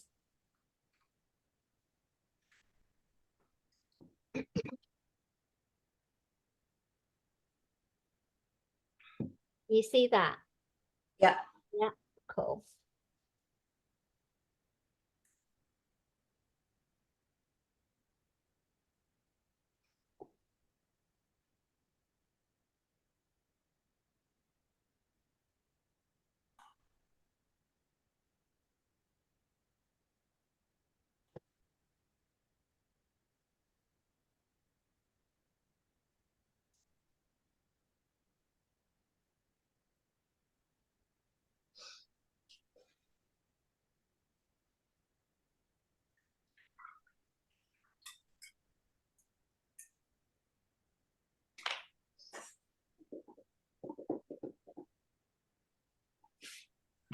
Let's have a look. How are they looking?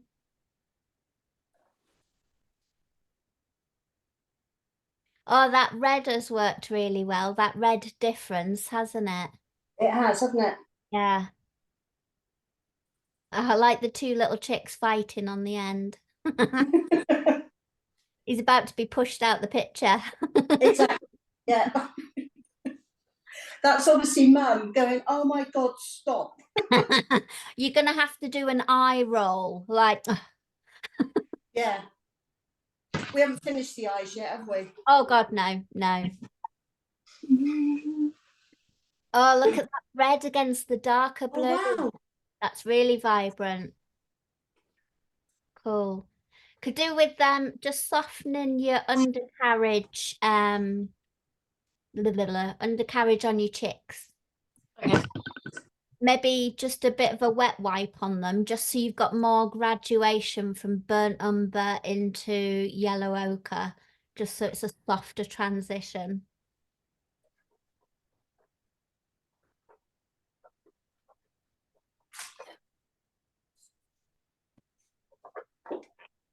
Okay, another couple of another minute, and we shall put the eyes in. I always like the eyes in before lunch, so you can you know they're there, you know. You can see the characters.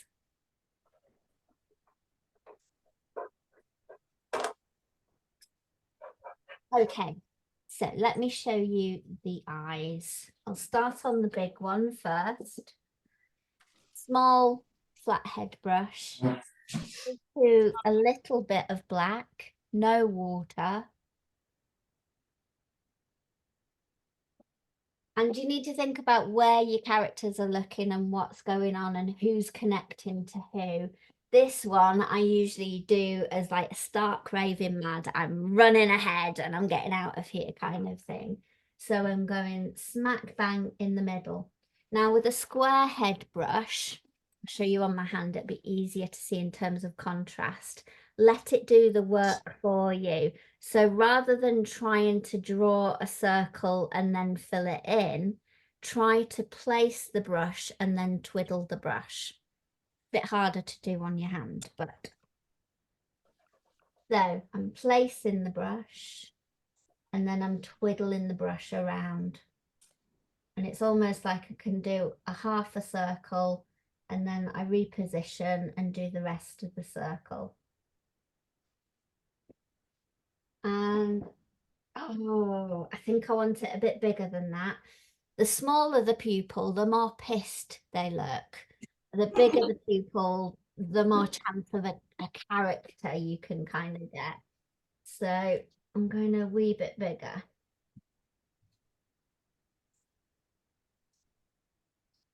Unless, of course, you're going for pissed chicken, it might.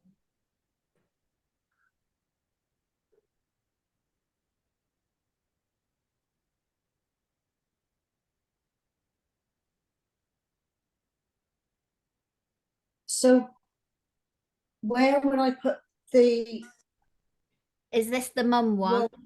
yeah, the rolling of the eyes? So roll your eyes at me. Let me have a look. How would you roll your eyes as a... Right. So you're going up and out. You're going, you know. So would it be a half moon then, rather than a circle?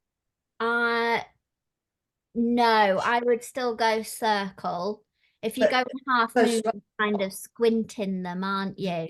So you kind of want I'm gonna do this one. It's gonna look odd, but I'll show you. So you kind of want it up here. Yeah. Yeah. And the other one up here as well. So they're shot up to the top side of the head. Yeah. You could put a pair of glasses on yours now because he's got. I've got to now, haven't I? There's a story behind this now.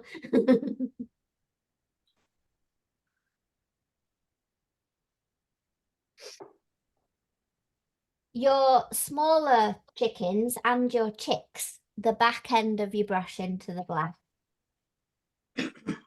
And again, it's direction. So think about where those chicks are looking. I'll just do a few of mine and then you can get some ideas.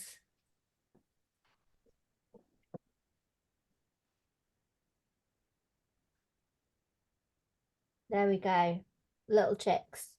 So little spots using the back end of your brush.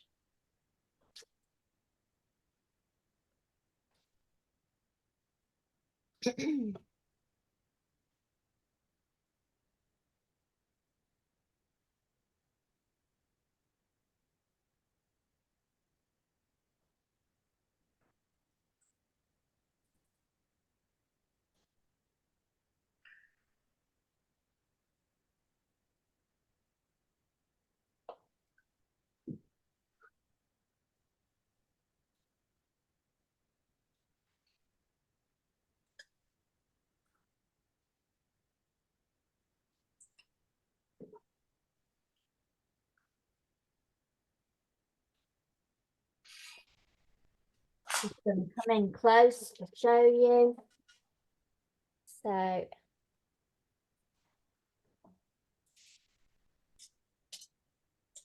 I think I might make this one a bit bigger.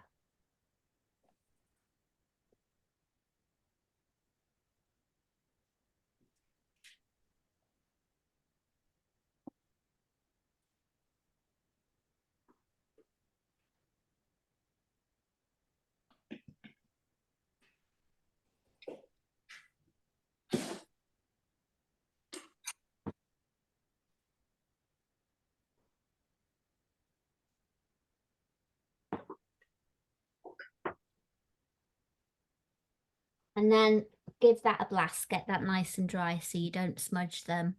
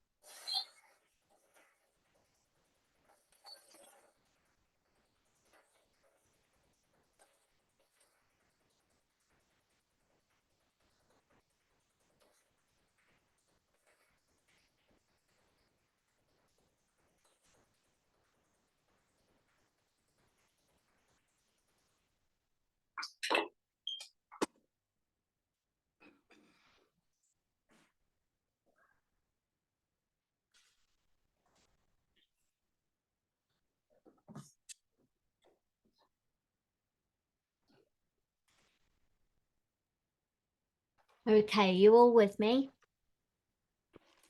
Yep. Yeah. Good stuff. So, let's get some little catch lights in the eyes. So you can either use your small detail brush or your small shader, and you want a bit of white, and I'll do a couple and then show you. You kind of just want a couple of dashes, but they curve around the eye.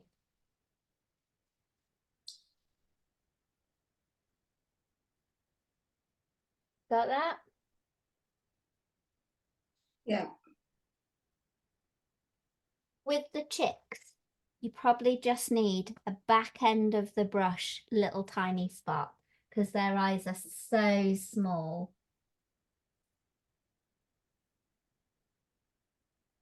You just need a tiny speck, if that.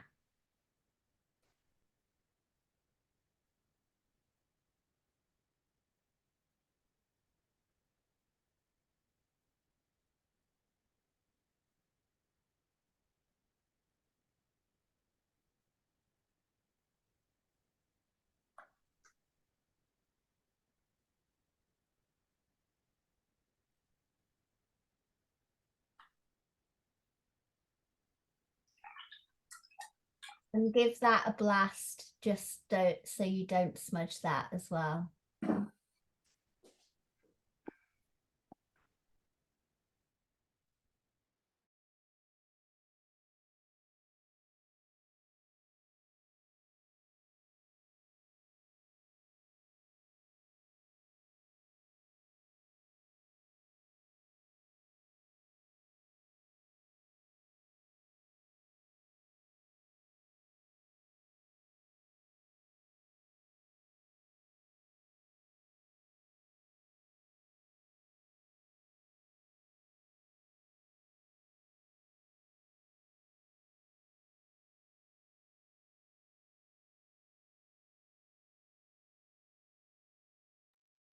If you find you've gone a bit heavy-handed with the highlights in the chick's eyes, just go back in with your small detail brush with a little bit of black, and that'll recall the shape for you.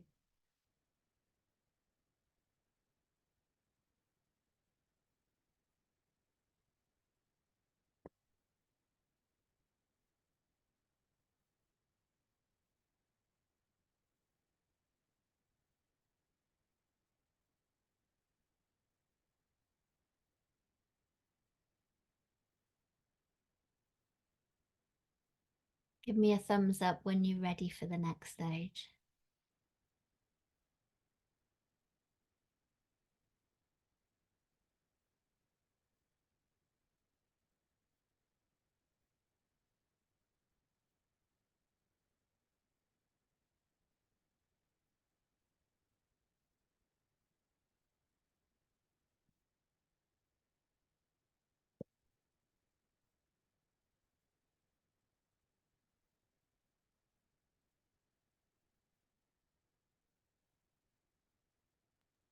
I've got a mischievous end of the canvas and a sensible end.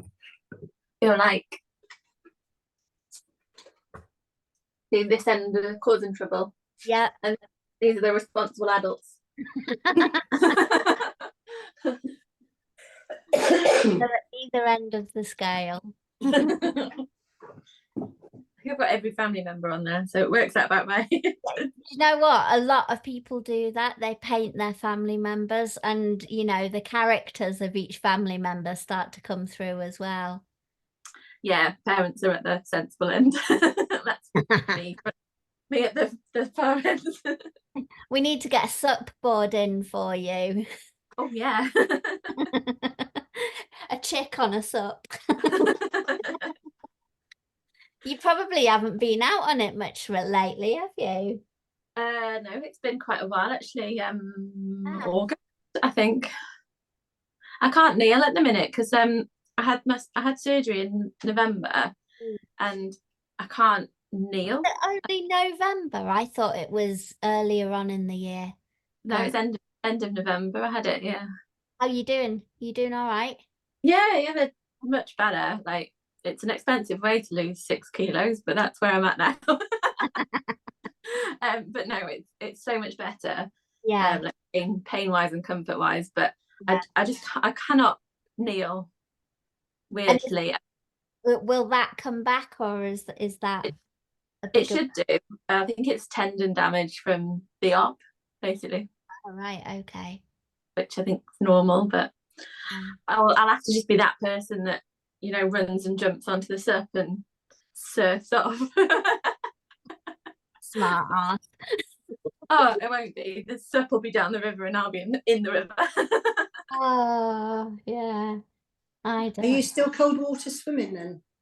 I haven't been for a while. It's again because of the op, and I didn't want the waves like smacking against my legs because that would hurt. But I do want to get on the sup on the sea this year, I think. Hopefully. And get across the lakes a bit more. Where are you these days? I've got a feeling you've moved. Yeah, so just after the colour course we did last year, I moved back up to the northeast. I thought you had. Yeah, I'm at Hortonley Springs, so just 10 minutes from Seaham on the coast, really. Yeah. Oh, good. Yeah. But I am paying Worcester a visit at the end of February. Oh, are you? I am. Visit. Just a quick pop in. But it's really handy. The lakes is like an hour and a half away. So I've done a few times where I've just put stuff in the car and nipped over for a day. Yeah. It's nice. It's probably a bit healthier there in terms of, rather than supping on the rivers here. They're not good news at the moment. Yeah, but don't forget we've got the Tyne, and that's never good. And the Tyne and the Tees aren't great rivers. Oh, that's very true. I'll go up to Scotland for the locks, I think, and across the lake. That'll be cleaner. Yeah. Start on a nice lock. Yeah, that's a lovely way to start the open. I think that's what I'll do. I've been looking at campsites this morning anyway, so. It's on my list to do, to move to the Highlands. So yeah. I'll give you. Are you going to get on the sup more this year? I've avoided the river this last year just because there's been big reports about what's going in it, and it really put me off. So we're actually off up Scotland a few times this year, so I might do the same and just get on the locks. And yeah, you got this in Ulverston, haven't you? March. Yeah. I don't fancy the coast road. It's a bit choppy up there. I'm usually up in Cumbria in February, and this in February last year was Baltic. And the hall that I hired, they when I was booking it, they said to me, "How many hours of electricity will you be using for the heating?" And I'm like, "Oh my God, it's winter." And they'd left you know, those little electric heaters, they left 5 of those in this big hall, and I literally had to make a little circle with the heaters, and we all were around that circle. It was that cold. So yeah, I'm going up in March, I think, hoping that it'll be, you know, at least a degree or 2 warmer. Yeah, it's quite mild actually. Everyone it's cold. It's about 8 degrees, which is mild, I think, for here. Yeah. No, I think I just caught a particularly cold weekend, that one. Did you not have cold a couple of weeks ago up there then? Scotland. Yeah. So I think Scotland had a lot of the snow, more Aberdeen way, but Newcastle didn't really get much, and we had like a dusting, but it was still just, well, I found it mild, and there's still people in shorts, so Wow. but that's what it's like up here, isn't it? No, we had it -6 down here, and I'm on the north coast, down in Devon. Oh yeah, I think we dropped to like -6 or 7, but that was just overnight. The day was, I think we got -2 or 3 in the day, but because it's the northeast, you still get your shorts wearers. Even though I'm northern, it would be a bloody hot day for me to be in shorts. I saw some guys in, I kid you not, shorts and like slider type flip-flops. Yeah. And then they had a hoodie and a woolly hat on. Yeah. Like, what is the matter with you guys?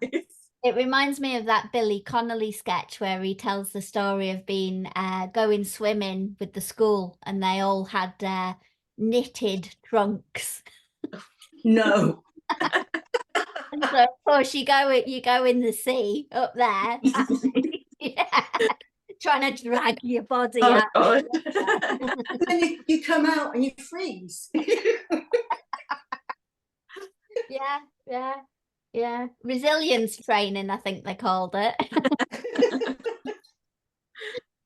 Right, what we doing? We've got a few minutes before lunch, so an easy job to get done is the legs. And I tend to just mix a mid-grey, so a little bit of black and a bit of white together, and I just pop in those stick legs. And then at the bottom of the stick legs, little kind of claw type feet. I will bring this in close so you can see. I'll do a couple so you've got options. The chicks I tend to do as light as possible. And I kind of say again, sorry. But still in grey. Still in grey. And you might want them going in all sorts of directions, or you want to bend their knee, especially if they're causing chaos. So I'll bring this in close to show you. Whoop. Hold on a minute. Let's just get rid of that sunshine for a second. Right. So stick legs for the big one. The one that's nestled doesn't have any. Oh, that's quite hard to see, isn't it? Maybe bring the sunshine back. Ah, that's helpful. Sunshine. Can you see those? It's quite light. Yeah, just about. Yeah. So the tips are really, really light and skinny.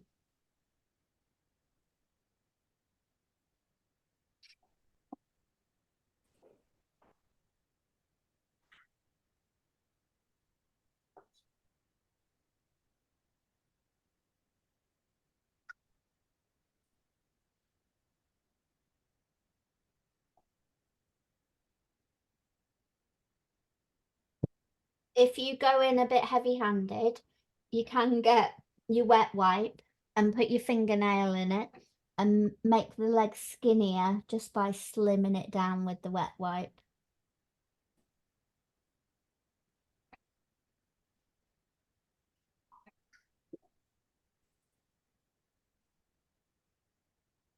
If you've got a particularly naughty one, you might want to give it knobbly knees or something.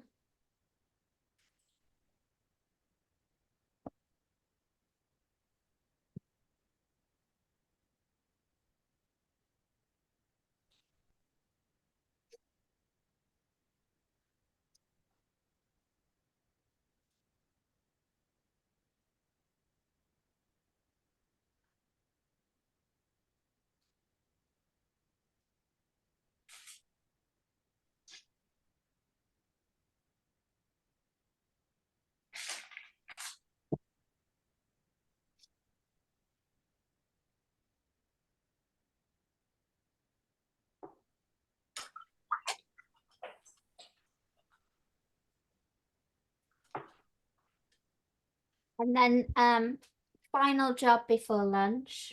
I've mixed some yellow cadmium with some white as a highlight for the beak. And if you think of the beak as an arrow,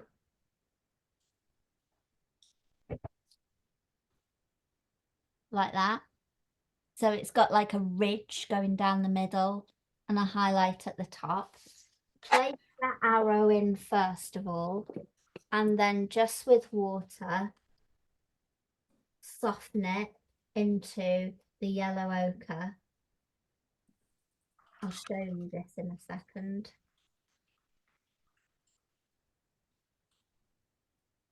And again, if you feel you've put too much yellow cadmium on, you can get your wet wipe and just pull a little bit away. But what I'm looking for is a bit of a highlighted ridge like that.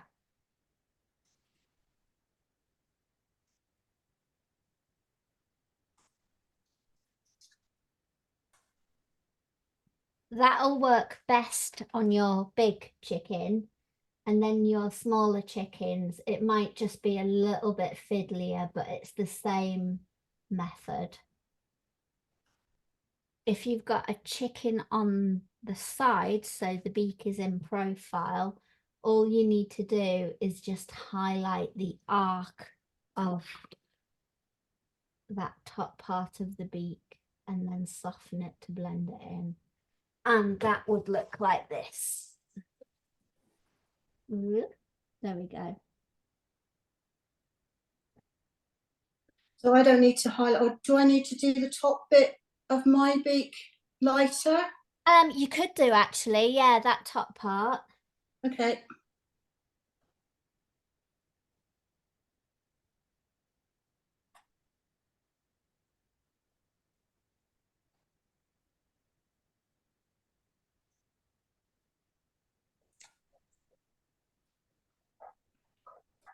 And a final touch before lunch. Small square head brush with some black, and I'm popping in 2 little dashes on the nose for nostrils. The bigger the chick, the bigger the nostrils. The smaller the chicken, the smaller the nostrils. Don't worry about doing your chicks. They're not old enough for nostrils yet.